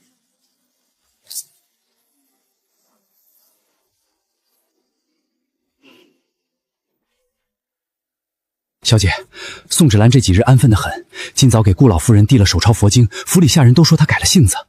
她上次安分是市集香品摊子翻车之后，那次安分了5天，这次刚好也是第5天。她越安静，下一步就越见不得光。晾晒场夜里再加2人，原料库、成品库分开落锁，钥匙由管事和职业各持1把，每道工序经手人都要画押，换班时当面清点交接。是，我这就去安排。小姐，新入职的7人已经单列名册，谁接触哪一批货，从原料到成品，奴婢都记了。从今日起，工坊不是只做香，也要做证据，每一道工序的时间、坚手人、原料批次，全部留底。小姐觉得他这次要动什么手脚？之前只是毁名声，这次他要直接毁我的香品原料。派人跟紧城南赌馆那个姓郑的药商，他欠了一身赌债，最容易被人拿银子当刀使。奴婢已经让人盯着了，他昨天又输了一局，正在四处找人借钱翻本。盯紧他见了谁收了谁的钱。宋芷兰上次用秋菊被我们查了，这次不会再用身边的人，这个姓郑的就是他的新刀。夫人，人接上了，姓郑的一口应下，说给银子什么都肯做，还问什么时候动手。不急，等老夫人和顾修远都彻底放下戒心再说。你让他先摸清沈恒工坊的换班时辰，尤其是晾晒场夜里值守的漏洞，什么时候动手，等我的消息。那银子先给一半，事成之后再给另一半，还有重谢。但如果他敢走漏半分风声，你知道该怎么做。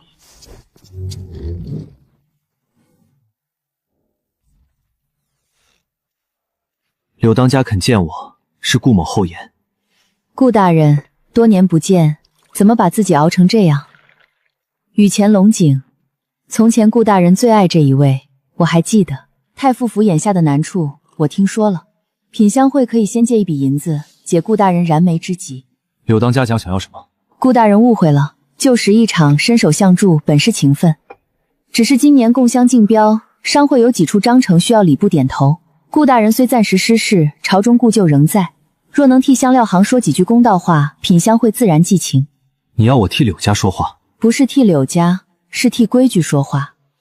沈家铺子这几年起得太快，旧规矩总要有人扶一扶。多谢。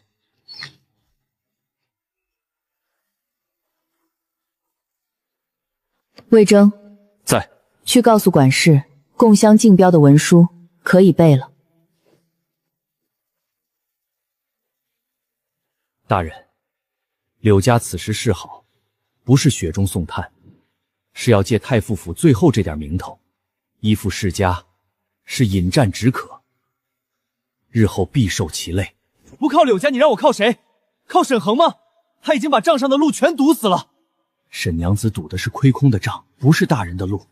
大人若再任由品香会借太傅府的事行事，日后出了事，咱们连辩白的余地都没有。够了！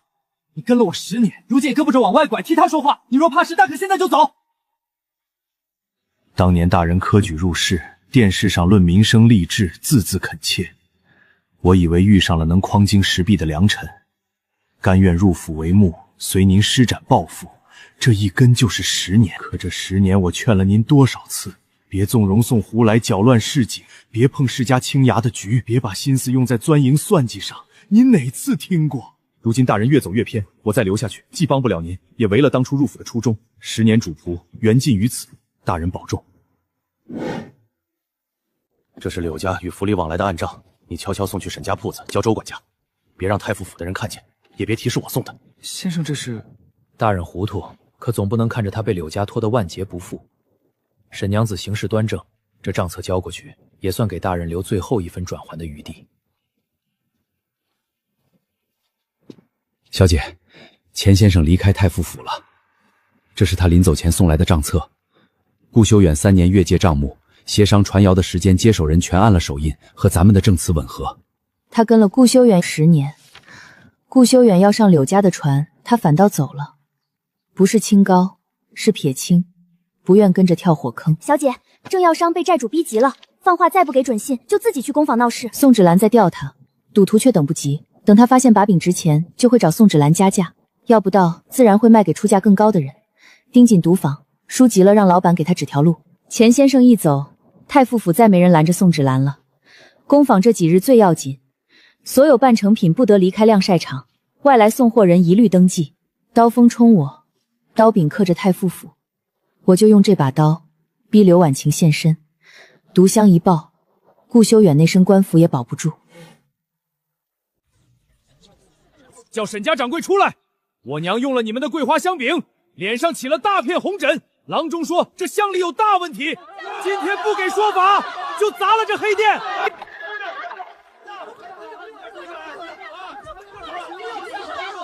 小姐，确实是咱们的香饼。老妪起疹是真，但台门板的几个壮汉面生不像本地街坊。你闻闻，这是香还是毒药？我家买了3盒，用了2天，全家都嗓子疼。小姐，香味不对，比咱们的香多了股涩味，像是掺了东西。这盒香什么时候买的3天前，就在你们总号买的。诸位放心，今日所有退货香品，沈家原价收回，用后身体不适的，拿郎中诊断单来，医药费沈家全额赔付。周叔，封存所有退货香品，核对批次编号。是，小姐。赔钱就完了，我娘脸要是毁了，你赔得起吗？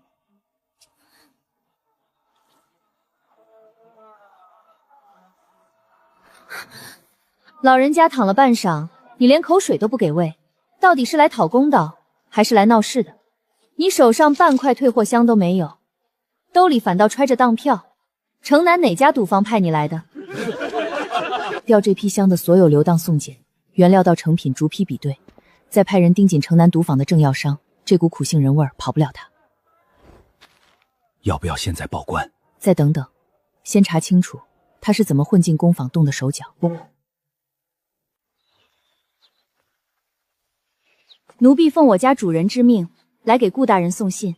主人听说顾大人近来公务繁忙，特意转达一句：柳家虽近日事多，但顾大人的难处，主人一直记在心上。你家主人，他连我夫君登门都闭门不见，如今倒主动送起信来了，这算什么？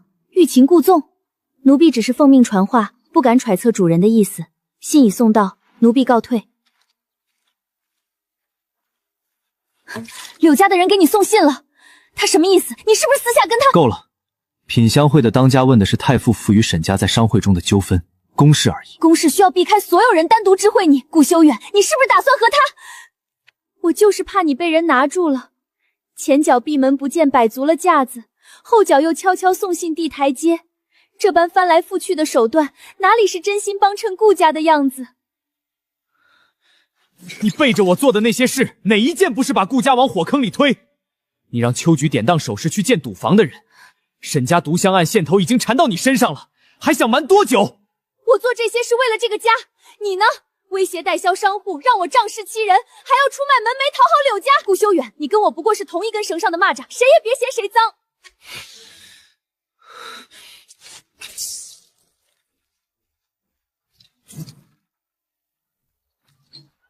小姐，查清楚了，出问题的这批香饼原料入库时全合格，问题出在晾晒工序，值守匠人中途被人叫走了半个时辰。是个送伙计假传工头的话把人叫走的，访客登记留的是假名，我核对了之前的市井记录，就是那个正姓药商常用的化名。现在毒坊人证、秋菊的当片存支、毒香6样，再加上这份工坊记录，整条证据链从主使到动手全对上了。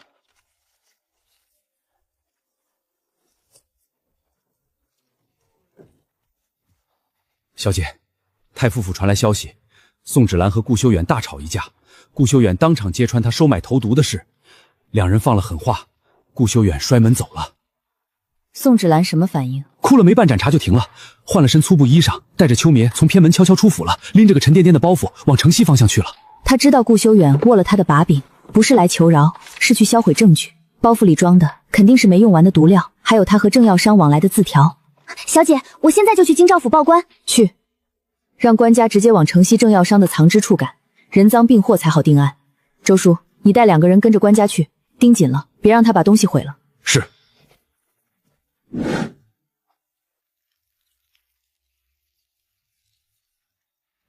小姐，人抓到了，正药商躲在城西废染坊，官差到的时候他正想跑，包袱里搜出剩余毒香原料，还有秋菊写的字条，记着工坊换班时辰和晾晒场漏洞。宋芷兰呢？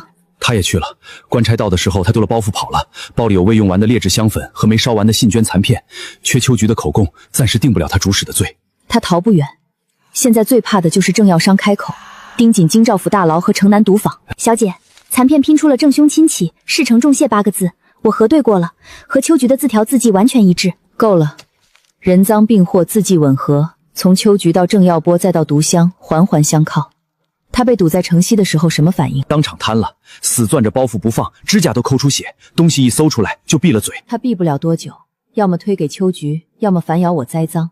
但他最慌的是正药商活着，这人知道所有指令，他一开口，他全无退路。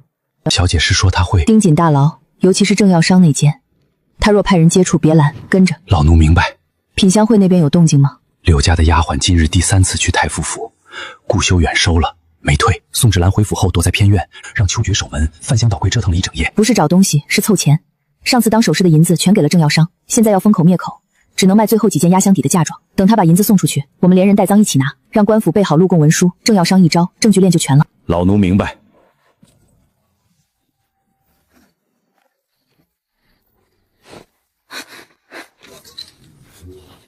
知道了。小姐，太傅府的人传信，宋芷兰刚又从偏门走了，没带秋菊，独自一人往城南去，手里拎着个小布包，看着不沉，不像是首饰。周叔的人已经跟上了，要不要现在通知官府拿人？通知京兆府的人，按原定计划去毒坊后巷守着，他亲自送上门，正好人赃并获。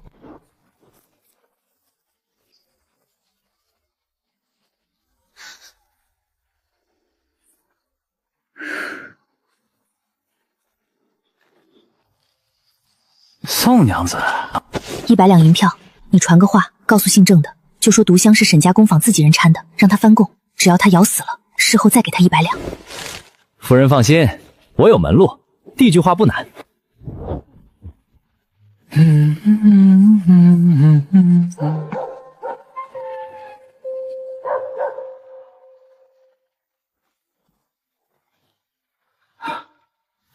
郑兄弟，宋夫人让我带话，只要你改口说毒香是沈家自己人搞的，他事后另给银子安置。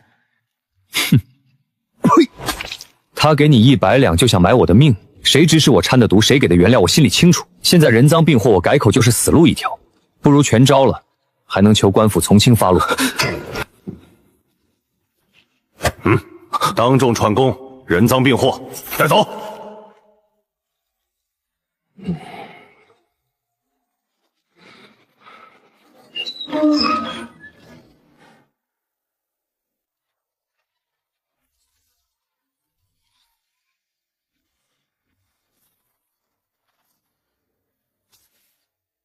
小姐，宋芷兰动手了。找了谁？城南赌坊的刘三，许了100两，让他混进大牢，教姓郑的翻供，说毒香是咱们工坊内部人自己掺的。姓郑的翻了没有？没有，当场拒了，还托人带话，愿意从头交代，只求从轻发落。刘三和秋菊是同乡，秋菊能找上姓郑的，就是他牵的线。100两，他哪儿来的？太傅府库房最后几件传家细软，顾修远查账时发现，当场砸了砚台。顾老夫人也传话，偷窃府库，教唆翻供，审结之后顾家不会再留他。顾修远呢？把自己关在书房，翻了1页旧书信，当年宋芷兰写给他的那些信全烧了。从前是念旧情，觉得他只是心眼小，如今底线都踩穿了，也该死心了。你去跟官府说，郑耀商做污点证人的事记好，教唆翻供一并入案卷，罪加一等。刘三也扣牢别放。老奴明白。还有一事，宋芷兰昨夜从赌坊出来，绕去城西大牢对面站了半个时辰，只盯着牢门，没靠近，也没传话。他是确认郑耀商还活着，没再找人动手，是手里没钱了。尽快提审秋菊，他是最后一环，撬开嘴，宋芷兰就没得抵赖。老奴这就去安排。小姐，京兆府急报，秋菊全招了。牵线刘三买通郑耀商在香槟里动了手脚，宋芷兰主使教唆翻供，全交代的明明白白。官差已经去太傅府拿人，到时候宋芷兰正在偏院烧东西，差役从火盆里抢出半张没烧完的信笺。谁的？落款只有一个柳字，是品香会那边给他的回信，人已经押去京兆府了。他烧的不是毒香配方，故意留半张，是想拉柳家下水给自己垫背。京兆府还传话，宋芷兰押解路上一直说不是他，都是秋菊背着他干的。到了衙门看见秋菊供词，当场瘫了。后来只说一句：“我要见顾修远。”他要见顾修远，不是求情，是想让他替他还债。他名下2万多两外债还没清，怕进了大牢，债主追到顾家去。顾修远是他最后能抓住的人。顾修远会去吗？不知道，但去了，亲耳听他把罪名推给秋菊，推不掉的再说是他默许，只会更心寒。他连最后一点指望都断了。盯着太傅府书房，天亮前有决定，立刻报我。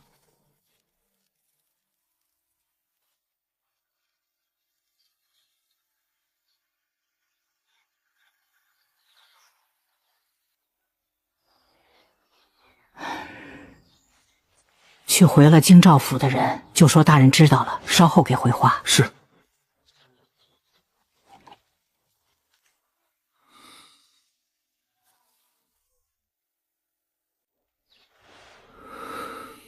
人明鉴，都是秋菊背着我做的，我什么都不知道，是他自作主张。顾大人要进去见吗？不必了。顾大人走了。替我传一句话，宋芷兰走投无路，愿替品香会效犬马之劳。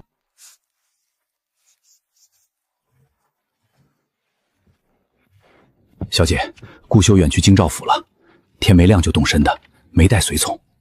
待了多久？不到1炷香，没进去，只在候诊室外站了会儿，听见宋芷兰把罪全推给邱泽，转身就走了。出来的时候眼眶红着，一句话没说。他总算听见了自己不肯信的话。小姐，我核转过了，宋芷兰烧剩的信签和之前坊间传的流言遗稿字迹对不上，那半张柳字落款的笔锋更沉稳些。您说品香会那位会接宋芷兰这颗棋子吗？不会立刻接，也绝不会放着不用。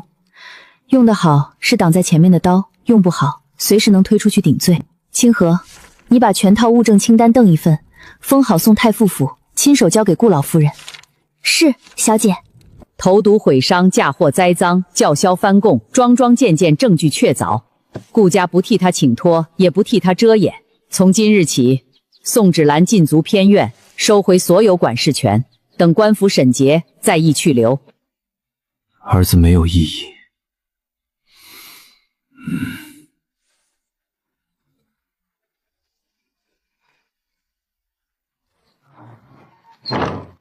老夫人，清点偏院的时候，在宋氏庄卡底层搜出这个几张没烧完的稿子，全是污蔑沈娘子的话术，还有一张落着品香会柳当家亲笔的字样。一并送去京兆府，一字不差。小姐，吴嬷嬷那边传了消息，稿子已经送去官府了，落款的柳字和咱们手里那半天信页的字迹完全审核。这么一来，品香会的名字又多了一份案卷记录。小姐，您说柳家那边会有动作吗？会，等他被官府传讯问话之后，就会来找我，不是道歉，是谈条件。谈条件？他敢威胁咱们？无非是让我退一步，各让3分，日后相安无事。那小姐的意思是？不退。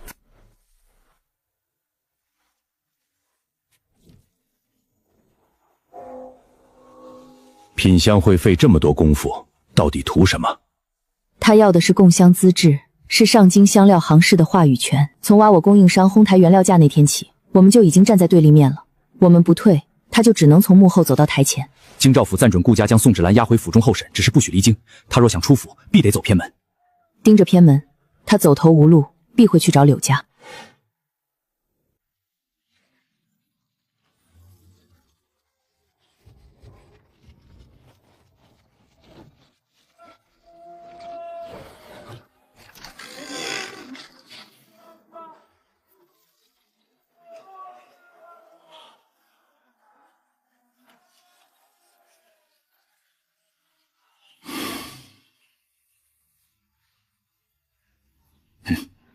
姑娘请进，主人以后多事。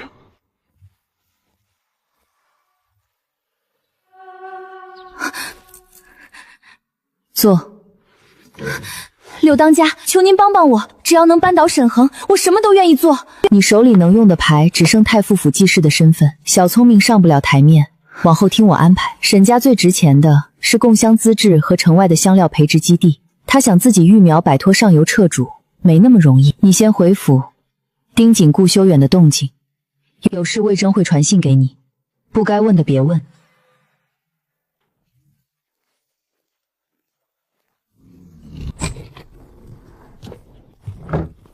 顾大人递了话，后天傍晚得空来品香会总号见您。他倒是沉不住气了，以为靠上柳家就能填上太傅府的亏空。你去安排总号2楼最里间雅室清出来，备雨前龙井，不许任何人靠近。是。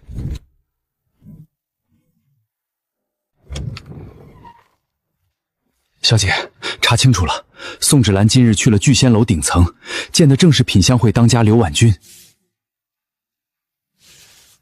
藏了这么久，终于肯露面了。奴婢查过商会旧档，这位柳当家极少现身，品香会的事大多由管事出面。坊间传闻，他和顾大人早年就有交情。之前挖供应商卡原料放油盐，都是他推宋芷兰在前面当靶子。那咱们要不要加派人手，提防他使阴招？当然要，他想玩，我就陪他玩到底。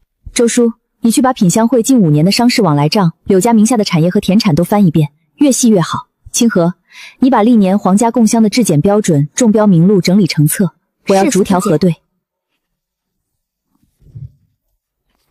小姐，沈欢已经着手整理近3年的供香质检记录，宋芷兰和郑药商的供词也全公开了。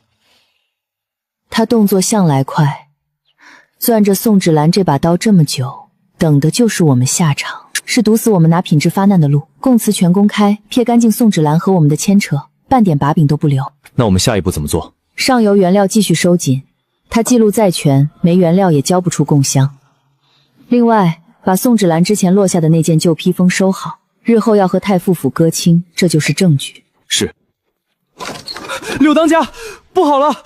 沈皇的人去了城外花田，把咱们之前挖走的3家供货商全迁回去了，都是5年独家契约，违约赔3倍。那3家连定金都退回来了，说沈家给的条件比咱们好太多。5年独家3倍赔付，他这是明着告诉我拼家底，沈家不怕。去彻查沈家铺子现在的现银周转数目，能一口气签下3家5年的单子，他的家底比我们之前算的厚得多。是。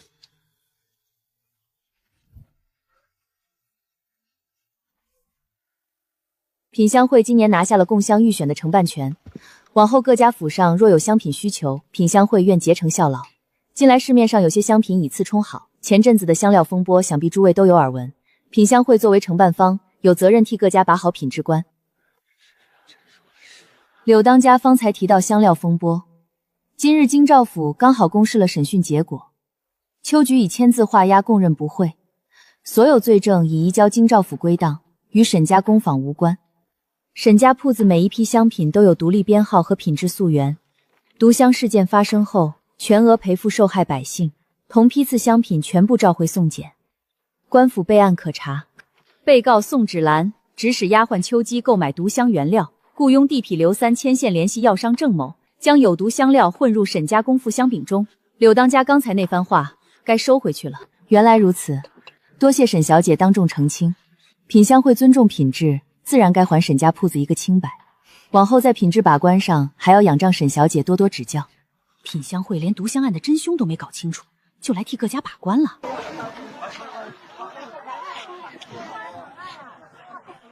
小姐，顾修远那边应下了，后天傍晚到总号赴约。宋芷兰又递了信来，问何时差遣他。让他等着，晾得越久，他越听话。顾修远那边按原定的来，话别说太满，吊着他，他才肯乖乖替我们办事。属下明白。沈家若拿下贡香资质，诸位手里的高端原料份额，迟早会被他一点点吞掉。沈家如今风头正旺，我们明着断供，怕是会惹非议。贡香复合只剩1月，沈家的高端重香库存只够撑过这一次。现在断供，他复合时交不出下一批供奉，不用我们动手，礼部自会撤了他的资质。明日起，高端沉香原料价格翻倍，对沈家铺子全面停止供货。小姐，出事了！品香会联合全城大香料商，对咱们全面停供高端沉香。锦州、淮南2条进货线全被卡住了。还有，刘婉清给顾修远递了帖子，约后天傍晚在品香会总号见面。双管齐下，查清楚后天会面的具体时辰、在场人员，越细越好。咱们的高端香品库存只够撑到下个月，沉香进不来，年底供香定标怕是备不齐货。已经有几个老主户派人来问，怕咱们供不上货。现在暂缓订单，等于告诉品香会我们被难住了。他正好趁势拉拢客户。你去办2件事：第一，联系城外不在商会名册的独立种植户，问问他们手里有没有可替代的高端花材。小农户消息滞后，品香会一时半会儿伸不到那边。那第2件，让工坊做自主培植基地的预算草案，品种、周期、预估产出全列清楚。品香会卡的是上游流通，我们直接绕开中间商自己种。他卡得了商会供应商，卡不了我们的地。小姐，这是刚收到的香料商会紧急通告，品香会以承办方名义提议修改竞标资质标准，所有参赛商户必须从品香会指定的供应商采购核心香料。下月初理事会表决，还有几个原本中立的理事，昨天被品香会请去聚仙楼赴宴了。一顿饭就倒戈了，这顿饭可不便宜。小姐，这招的关键在哪儿？关键不在哪儿买原料，在谁有审批权。他不是要公平竞争，是想直接把我们踢出竞标。离下月初还有半个月，咱们怎么应对？明天一早去商会，把近3年所有供香竞标章程全部调出来。他卡货源，我们自己培植；他卡资质，我们就翻透规矩，白纸黑字定的章程，谁也不能凭空改了去。顾大人，太傅府上月的债是品香会替你垫的。我记得。既然记得，如今品香会遇到一点阻碍，顾大人总不能袖手旁观。我刚被大理寺查过，不宜再卷进商事。商事？沈恒聚众安置流民，扰乱形势，这已经不是商日了。顾大人若在朝堂上提一句，是为朝廷分忧。你是在逼我？我是在提醒你，船已经上了，顾大人现在下去，太傅府会先沉。你到底要什么？顾大人，上船的时候不问，现在才问，不觉得太晚了吗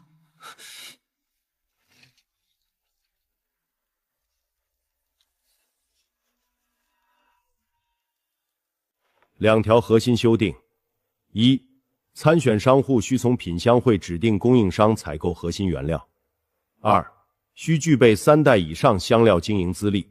礼部已回函，承办报可提合理建议。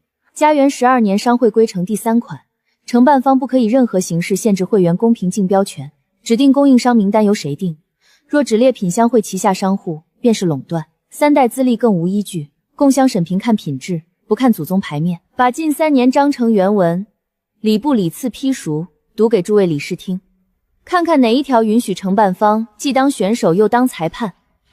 嘉元12年商会章程第3款原文，承办方不得以任何形式限制会员公平竞标权，指定供应商名单须经理事会2/3以上表决通过。品香会这回踩线了，章程里白纸黑字，看礼部怎么回吧。小姐，礼部批文到了，共襄资质暂留，但1月内需完成皇家规格香品全流程制作，全程派员监督，通不过自动取消。品香会的修订草案被暂时搁置了。还有，品香会今晚宴请几位商会理事，顾修远也在受邀之列。知道了，请官员是给傅和施压，请顾修远是拿捏他的软肋，盯着太傅府就行。宋芷兰知道了必闹，闹得越凶，品香会越要花代价安抚顾修远。清河把3年来所有皇家规格香品的质检记录按年批次品类分好，明天摆去工坊明面上，礼部来人让他们随便查。可咱们高端原料库存刚够撑这次复合，之后补不上货，下月供奉就交不出了。不是巧合，他们算准了我的库存余量，故意卡这个时间点。复合是第一道坎，后续断供才是杀招。小姐，商会紧急通知，高端沉香翻倍，刚好卡在咱们复合前1天。不是冲复合，是冲复合后的补采。算准我要补货，抬价逼我要么加成本，要么让份额。周叔，连夜查城外独立种植户的花材库存，他们不在商会管辖，品香会手伸不了那么长。找到足够货源，价格封锁就破了。小姐，城外花田出事了。小姐，城外花田的晚熟花材被品香会连夜加价2成，全部装车拉走了。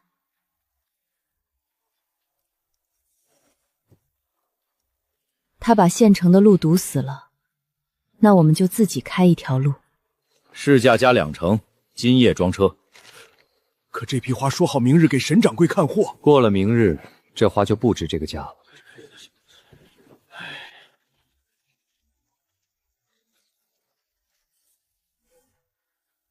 沈娘子，品香会把赵家订单全转走了，掌柜结不出原料钱，只能关门。我们干了3年，说裁就裁，去品香会问工，门都不让进，说只收自家作坊的人。品香会不要的人，我要。沈家工坊扩招，分拣、晾晒、粘粉、包装都缺人，工钱按件日结，包1顿午饭。带孩子的，工坊腾了屋子专人照看。真的，沈娘子，我这就去喊巷口的王姐他们。不会写字没关系，按手印就行，工钱照常结。小姐，今早来了27个女工，带了8个孩子。城外那几个独立种植户也捎了信，品香会收走了县城花材，但还有一批晚生桂花半月后能采，品质不输锦州货，问咱们要不要签契。直接付定金，市价加1成，今年全量专供沈家。清河，把自主培植基地的预算草案拿出来，品香会和卡德勒流通商卡不了我们自己种地。柳当家，外面都传沈红过不了复合，4家铺子解约，城西裁了几10人，咱们再加把劲儿。他已经在收那些裁掉的女工了，你断他一条路，他反手搭个新炉灶，你以为他在发善心？他是在建自己的人手底子。那怎么办？总不能看着他缓过来。人收的越多，把柄越大。你让人盯紧他的工坊、名册、仓库进度都摸清楚，再去传话给顾修远，太傅府欠品香会的人情该还了。是，我这就去。小姐，你亲自去礼部递文书，就说共襄复合期间参选商画的用工名册也该纳入审查，点到为止，让官员们自己掂量商户私聚流民，收拢人心，合不合规矩？属下明白。小姐，刘婉清派人去礼部递文书了，要把用工名册纳入复核审查，说咱们聚众收拢流民。宋芷兰也去了太傅府，催顾修远还人情。让他递，我正大光明招工，每一文工钱都走账。清河，把用工名册、工钱账册、伙食支出都整理好，咱们主动给礼部送去，再附一份说明，品香会垄断货源，断了这些女工的生计，沈家只是接手安置。是，我这就整理，每一笔都有签收画押，证据齐全。他想拿这个做文章，我就让他搬起石头砸自己的脚。小姐，礼部复核批文下来了，咱们怡园提纯法做的3批样品全达标，准许纳入共襄备选名录。三娘，这批花苗长势如何？比预期的好，老农户说中秋前能收头茬，产量比外来货高3成，就是收花的时候怕是缺人手。提前从登记的女工里挑熟手，优先录用。提纯工坊再加一条生产线，收花后直接就地提存，不往外采买，从源头到终端全握在自己手里。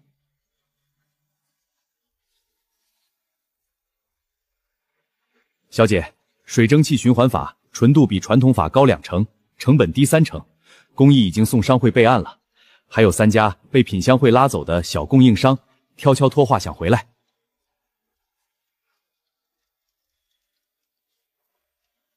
3家都签了独家契约，回来要赔3倍违约金。告诉他们，沈家不签独家，品质达标就收。品香会用契约绑人，我们用条件拢人。通知桂香小部的人明日议事，把产能和用工定下来。货源封锁已经没用了。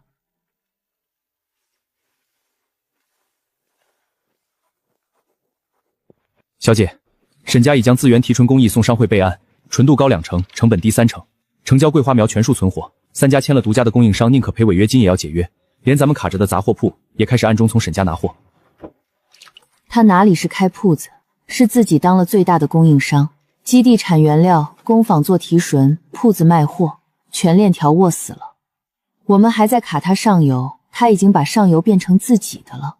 小姐，接下来如何安排？把沈家质点记录和品香会的对比数据整理好，亲自送去礼部。百年世家的底蕴和新起的野路子，朝堂上谁更有分量，让官员们自己掂量。再去太傅府传句话给顾修远，这次不是借名头，是要他在朝堂上开口，沈皇私聚流民，收拢人心，暗蓄势力，该有人再御提一提。属下明白，这就去办。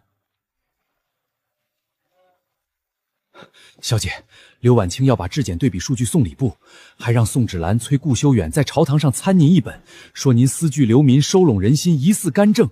宋芷兰已经在太傅府书房磨顾修远了。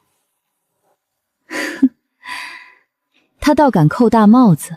小姐，所有用工、工钱、伙食支出全有账可查，每一笔都有签收，衙门随时可核。我们是安置失业女工，不是聚拢流民。他想借朝堂压我，就得先把自己撇干净。可品香会垄断货源，逼得作坊关门，女工失业，这笔账刚好借着朝堂的嘴，让所有人都听听。他提得越响，败得越难看。他要借顾修远的官服说话，我就让他先看看顾修远那身官服还能穿多久。这批苗中秋就能收头茬，香味儿比锦州货还浓。这半个月工钱都按时结，孩子也有人照看，姐妹们都念您的好。我是被夫家休了的，娘家不收，在码头扛了半个月麻袋，听说这儿招女工就过来了。绣活、分拣、药材我都能做，香料分拣和绣活手感相近。你跟着三娘学3天，上手了就按件计酬，日结，包师住。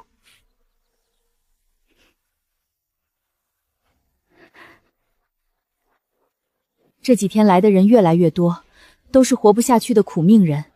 外头已经有闲话了，说您收留流民是笼络人心，聚仙楼那边传得最凶。品香会断他们饭碗的时候不说冷谢，我给他们一口饭吃，倒成了笼络人心。人来多少收多少，基地装不下就进工坊，正经做工按劳取酬，没什么见不得人的。小姐放心，所有人的籍贯、经手工具，每日工钱都登记造册，一笔一画都有手印，查起来都有据可凭。他收的人越杂，破绽越大。商户聚众上百，私拢流民，放到朝堂上就是结党于治的由头。你把名册给宋芷兰，挑几个被休的守寡的标出来，让顾修远递折子。柳当家说了，沈恒聚众拢民，疑似结党，这折子递上去，他的共襄资质铁定保不住。你欠柳家的人情也该还了。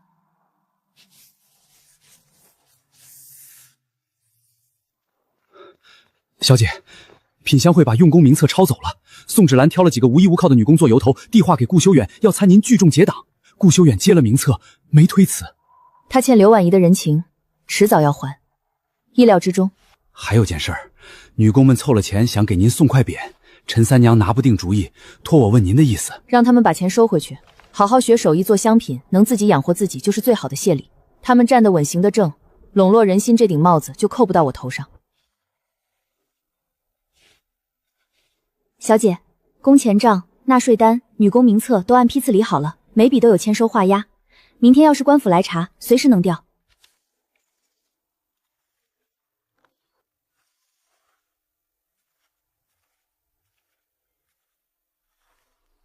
正大光明做事，不怕查，但也要防着他们狗急跳墙。你让三娘叮嘱姐妹们，夜里值夜多留神。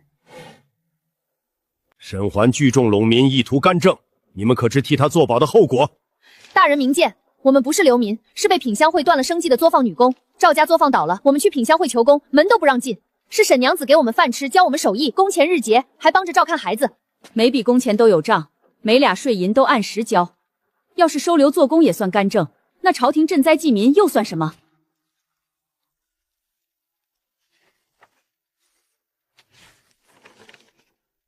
先回去候着，此时礼部会核查，账目、名册、用工实情，一一都要验。小姐，顾修远已经递了折子，弹劾您私拢流民，意图不轨。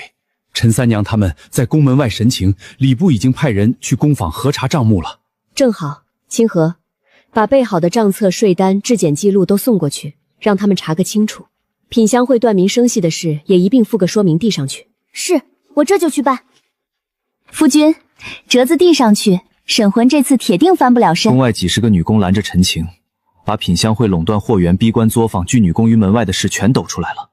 现在满朝都在议论，到底是谁在祸乱民生？小姐，商会紧急通告，刘婉清联合7家老牌香料世家上收礼部，要求重启共襄资质重审。他这是不甘心，要借着世家力量再反扑一次。陈情书刚到，他就联合世家发难，打得倒是快，但他忘了民心不在世家那边。周叔，你去叮嘱陈三娘看好姐妹们，近期不要单独出门。品香会狗急跳墙，说不定会拿女工下手。基地的晾晒场、原料库再加派人手值守。你把近3年所有共襄相关的资质文书、质检批文都整理好。终审那天，我要跟刘婉英当庭对质。品香会联名质疑沈氏共襄资质，今日终审，双方当庭陈述。共襄关乎皇家体面，传承信誉，门第缺一不可。柳家3代公寓从未有失，沈氏入行3年，根基气薄，又私聚流民，引发市井动荡，不堪担此重任。大人，共襄看的是品质，不是门第。这是沈家3年来所有皇家规格香品的质检记录，每批有编号，每道工序有画押，每两税银按时缴纳，无一错漏。品香会垄断上游货源，逼得小作坊关门，上百女工流落街头，是沈家接下了这些人。若收留失业女工算聚众，那品香会断人生计，逼民于绝路，又该算什么？皇家体面从来不是世家垄断的遮羞布，是精工细作、安民稳势撑起来的。品香会联名动议驳回，沈氏共襄资质予以保留，不予重评。沈氏安置失业女工，伤势利民，经查属实，不做干政论场。小姐，礼部驳回了动议，几位原先站我们这边的官员都递了话，往后品香会的事他们不便出面。他赢了名分，赢了民心，可供香靠的是信誉，满城若都在沈家，香品真假难辨。他就算有供香名分，也会被信誉拖垮。传话给宋芷兰，他之前不是摸清了沈家的铺货渠道和老主顾吗？现在该用上了，让他从沈家香盒样子、包装暗纹、出货铺号下手，做一批沈家伪单出去，先把市面搅浑。属下明白。哼，沈恒最看重信誉，那就先毁他的信誉。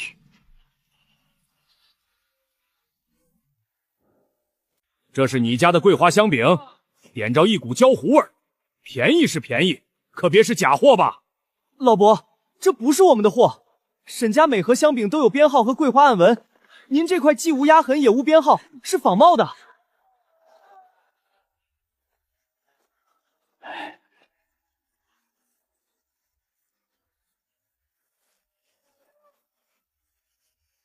木屑粉凑香精，连半分桂花都没有。小姐，这种摊子城东、城南、城西一共7个，卖了3天了，货都是从宋芷兰手里出来的，对外说是沈家年底清库存的伪单。宋芷兰做不出这种精度的模具，也调不出以假乱真的香味，背后是刘婉清。清河，你带人把市面上所有仿冒样品都收回来，按摊位、批次、流通云渠道登记造量，一份都别漏。是，我这就去。你去一趟基地，跟三娘说，晾晒场、原料库再加2班值守，生人靠近一律登记。他们仿冒香品是搅局，下一步铁定要动原料。仿冒供香是官案，等证据收齐，直接送京兆府立案。是。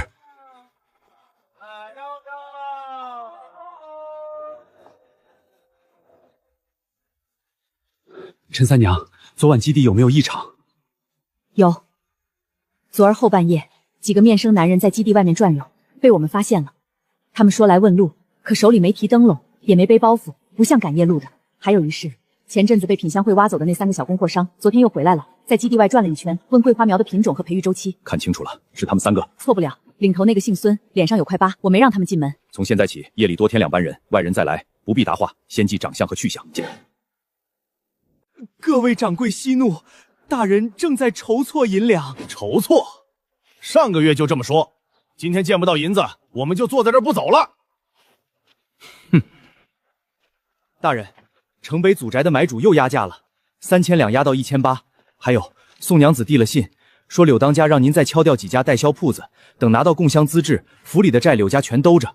他现在是把我绑在他的船上，船沉了我先死。小姐，太傅府的窟窿彻底爆了，债主堵门骂了1个时辰，刘婉英还在给顾修远画饼，说替他还债，实则是把他绑死在品香会的船上。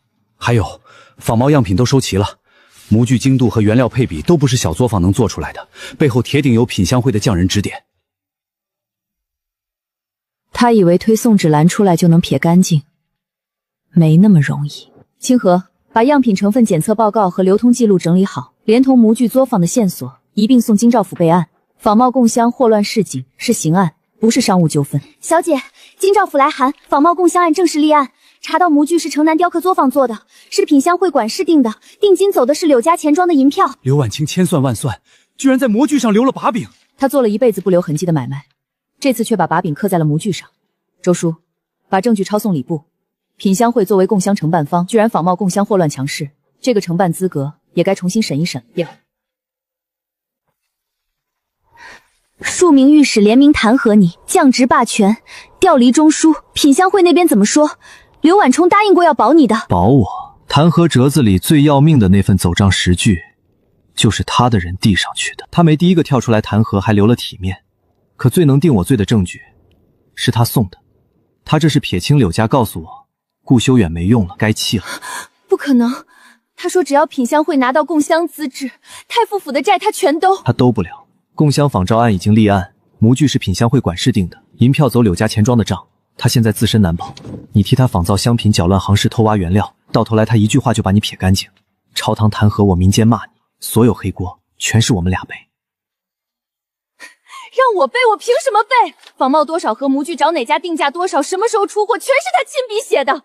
他想撇干净，我就把这些信全送到京兆府，让全京城都看看品香会当家到底是什么嘴脸。顾修远依附私党，构陷民生，治家不严，即日起罢免核心文官职权，连降数级，调离中书，听候后续差派。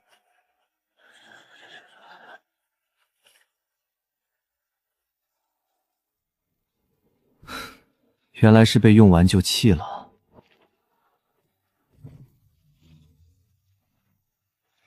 刘婉音，你当初答应过会保太傅府周全，如今我被罢职，你就半分力都不肯出。顾大人这话就错了，我保过你一次。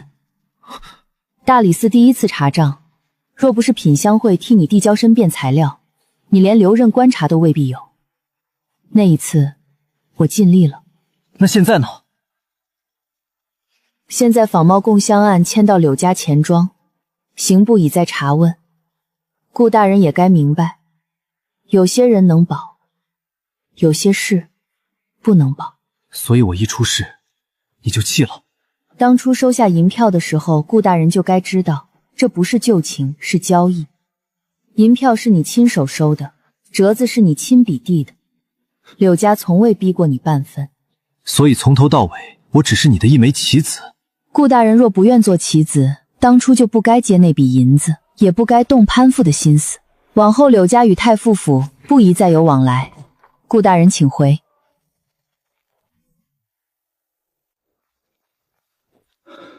小姐，弹劾落定了，顾修远被罢免核心职权，连降数级调离中书。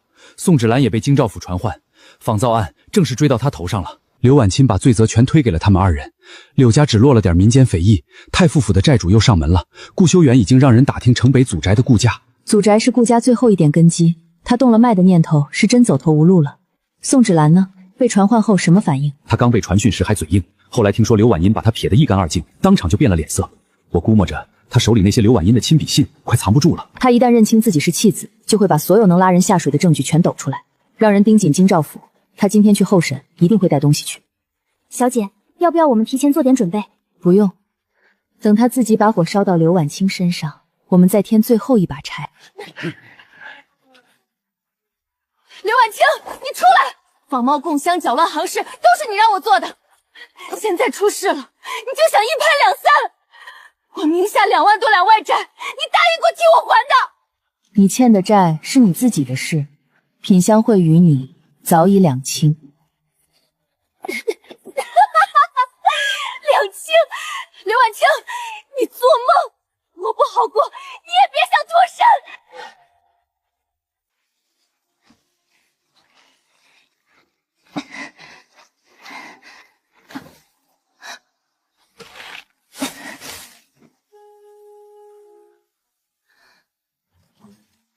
合作结束，这3个字就把我打发了。他以为我还是当初那个跪在沈恒门前哭的宋芷兰，会认，会忍，会替他把所有罪扛下来。不对，他不光踢了我，他还踢了你。你在他眼里和我一样，也是用完就扔的棋子。你怕什么？你现在没有官职，没有门第，连这间破院子都快保不住了。你不去找刘婉君算账，在这里看我干什么？看我替你报了仇。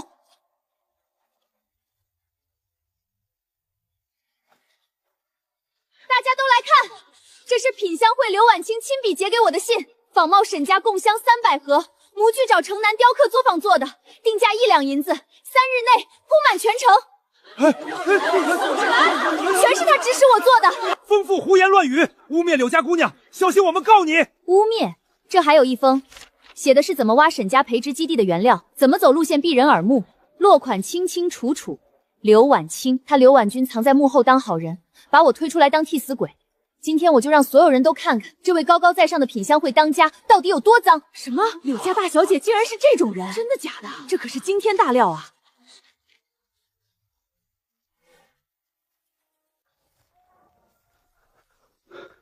小姐，宋芷兰拿着刘婉清的亲笔信，在京兆府门口全抖出来了。围了半条街的人，柳家压都压不住。100年世家的体面，这次裂了大口子。意料之中，刘婉清把人逼到绝路，就该想到兔子急了也会咬人。商会那边也递了消息，好几个中立理事都在打听。之前柳家拿承办权压着他们，现在出了这档子事，不少人都开始观望了。还有件事儿，顾修远来了，在巷口老槐树下站了快半个时辰，没敢敲门。要不要我去请走？不必，我去见见。我是来认错的。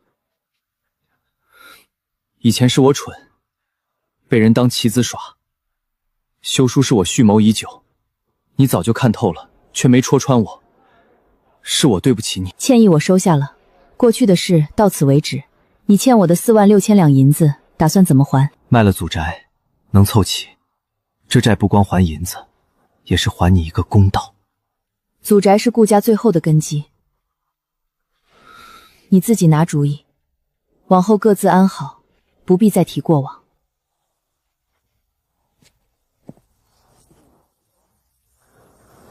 小姐，顾修远这次是真毁了，连祖宅都舍得卖，是想跟过去彻底了断。他卖不卖祖宅，还不还银子，都不影响沈家的生意。过往恩怨已了，往后不必再分心。礼部那边，共襄复合的最终文书什么时候下来？差人递了话，就这2、3天。宋芷兰这一闹，柳家名声受了损，礼部对品香会的承办资格也起了疑心，反而对咱们更有利。不急，做好我们自己的事。共襄按时配货，分铺按计划开张，基地的花苗盯紧养护。柳家那边自有京兆府和礼部去查，我们不必主动出手，等着看结果就行。沈家铺子压价乱市，私拢流民，坏了行规。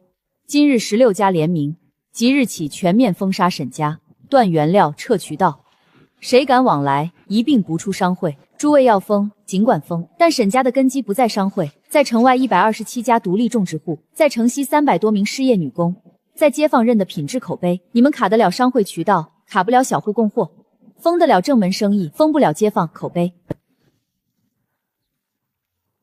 都是被柳家逼的，封杀一个女流之辈，传出去丢我们老脸。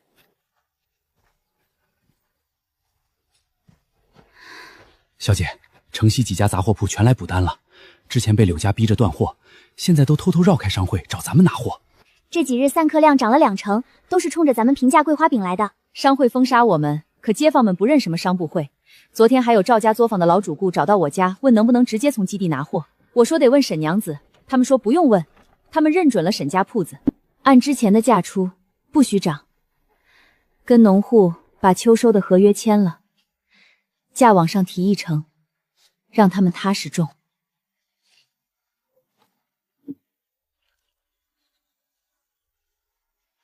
小姐，联名的16家商后里有3家偷偷递了帖子，想私下从咱们基地拿货，说柳家逼得紧，但生意不能不做。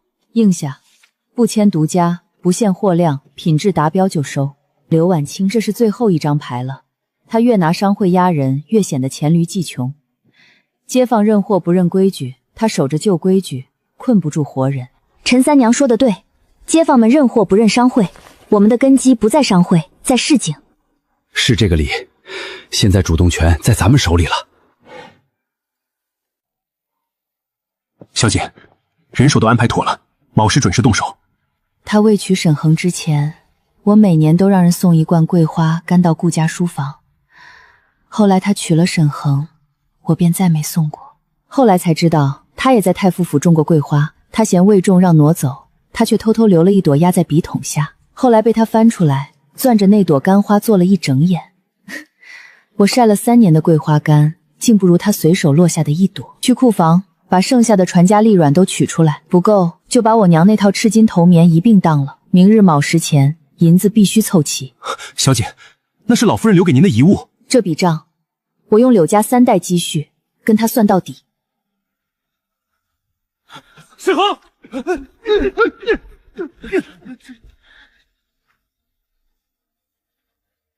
柳当家既然亲自来督场，何必躲着？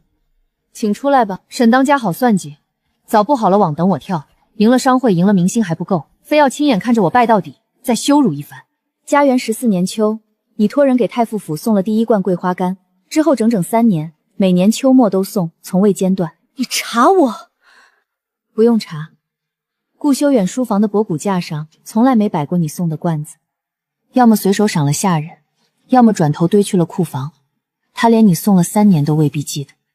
捕风捉影的话，谁都会说。你不是只为顾修远，也不是只为共襄。你住口！你最不能忍的是，我既分了柳家的生意，又让你看见顾修远心里怀念的人不是你，可你错了，他怀念的也不是我，他怀念的是有人替他兜底的日子。好，说得好，我刘婉晶算尽伤世人心，到头来竟困在这么一滩烂事里。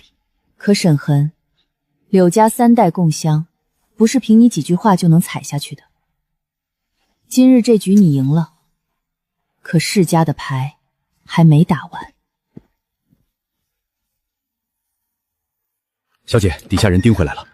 刘婉清回府后，在书房待了1个时辰，烧了不少信札和旧账册。他又去了品香会总号，召集管事放话，说以后不再碰共襄生意。烧的是私函和黑账，给顾修远填亏空的那些，都是见不得光的把柄。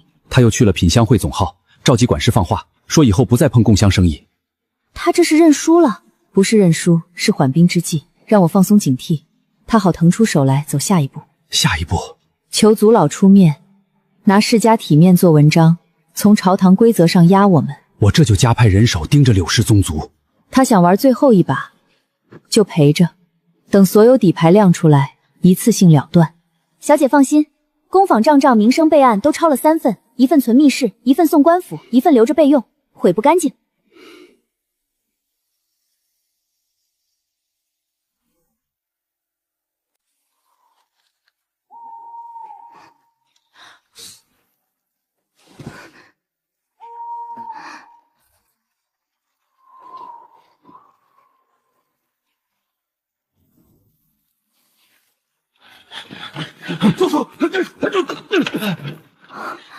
走。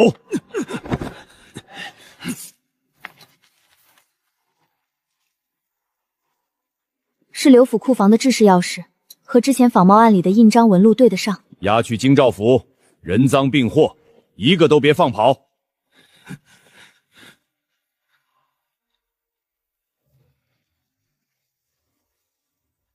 小姐，人赃并获，领头的是刘府老管事，身上带着刘府库房用钥匙和调换用的空白账册。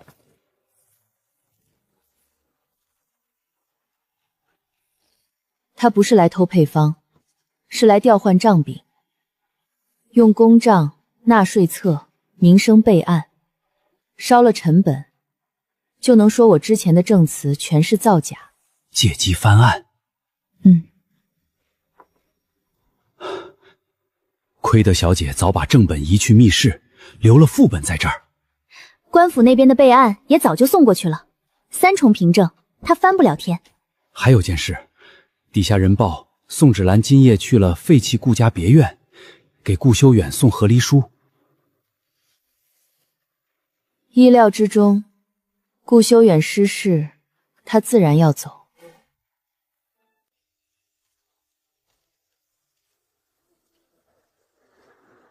这和离书是我写的，你签了，从此两清。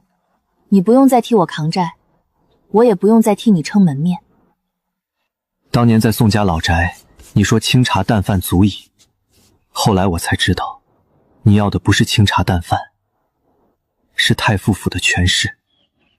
如今权势没了，你走也是理所应当。顾修远，你最让我恨的不是穷，不是落魄，是你从来不知道自己错在哪儿。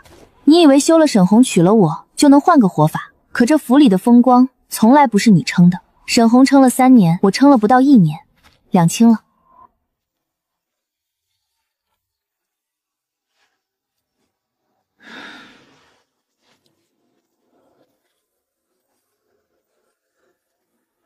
笔杆上的云纹我刻浅了，等冬天再给你刻一支。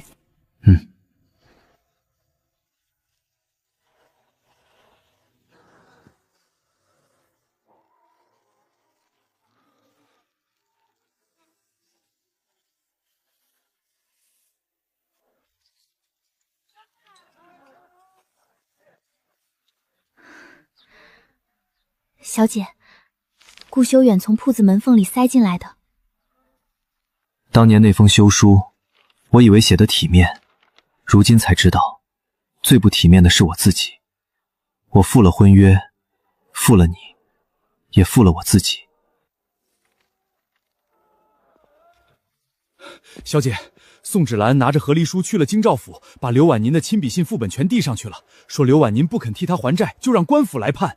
他是个聪明人，知道留着信没用了，索性全抛出去，拉刘婉清一起下水，把咱们的证据再核对一遍。刘婉清最后这招输了，但品香会还有残余势力，防着他们狗急跳墙。是，我这就去核对。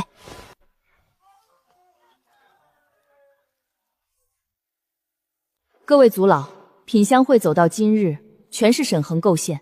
他以商户之身私拢民心，越权干政，蚕食柳氏百年基业。今日请各位联名上书礼部，重审共襄资质，还柳氏公道。沈恒安置女工，召兵纳税，官府都有备案，空口白牙怎么翻案？那些备案很快就作数不了，只要今日联名，明日早朝自有官员替柳氏发声。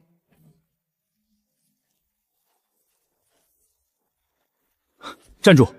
宋芷兰，你敢闯我柳氏祠堂？闯！我是来给各位族老送真相的。这是刘婉晕的亲笔密信，命人深夜潜入沈家工坊，烧毁用工堂长和名声备案，只为翻案脱罪，纵火毁证，藐视王法。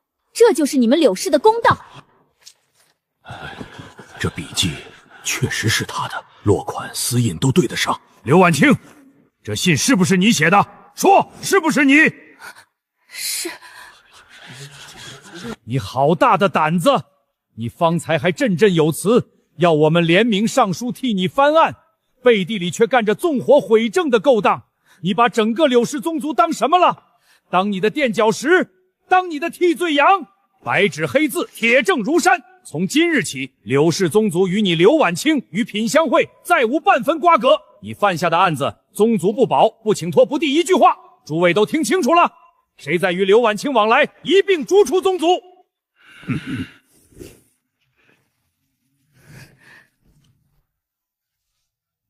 小姐，我们回府吧。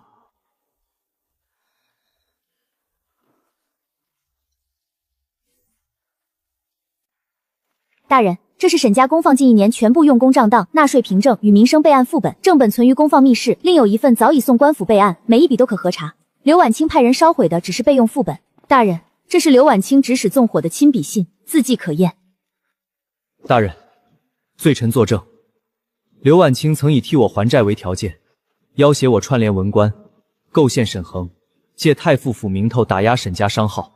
罪犯刘婉清纵火毁证，构陷民生，操纵商事，裹挟官员，数罪并罚。即日起，终生禁设香料商事，幽禁刘府后院，无圣旨不得拓出府门半步。柳氏宗族已与罪犯切割，不予追责。品香会注销商会资格，不得以任何名义再行香料经营。我想见父亲母亲。老爷夫人说了，宋家没有你这种惹官司的女儿。你走吧，别连累家里。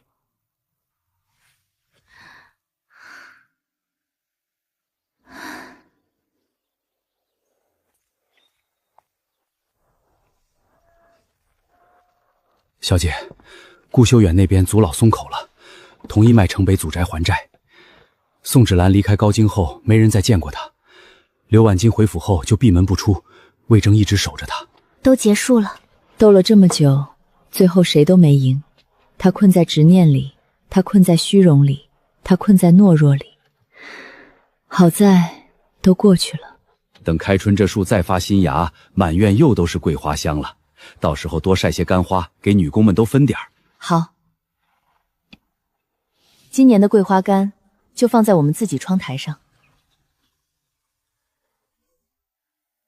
城北祖宅买主找到了，出价46000两，刚好还清沈家的债。修远，这是顾家最后的根基了，你真要卖？卖，欠了3年，该还了。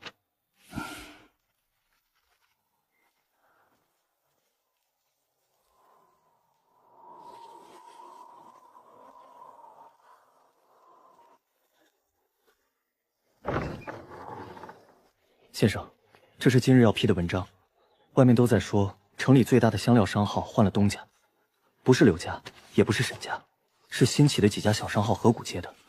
柳家倒了，沈家稳了，行市自然会有新人进来，这才是正常的商事，不是谁一家独大，是谁有本事谁上。当年我在太傅府做幕僚时，最怕的就是一家独大。如今好了，百花齐放。小姐放心，头茶花的产量比预估多2成，提纯工坊也开足了马力，今年贡香能按时交，品质差不了。辛苦了，跟姐妹们说，这阵子赶工，加班费翻倍，每日再加1碗红糖甜汤。小姐，顾修远把46000两银票送来了，一文不少。入账。是。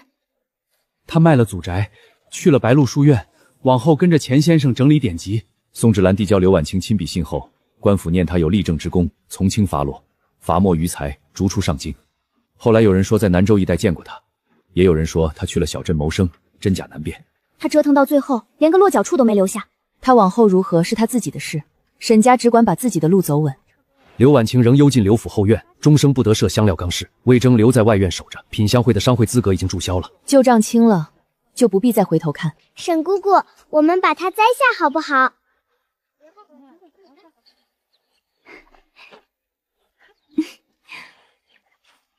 好，等这棵树长大了，秋天就有桂花糕吃了。前尘恩怨尽数清零，凭手艺立身，靠本心行事。天地广阔，女子自有一方立足之途。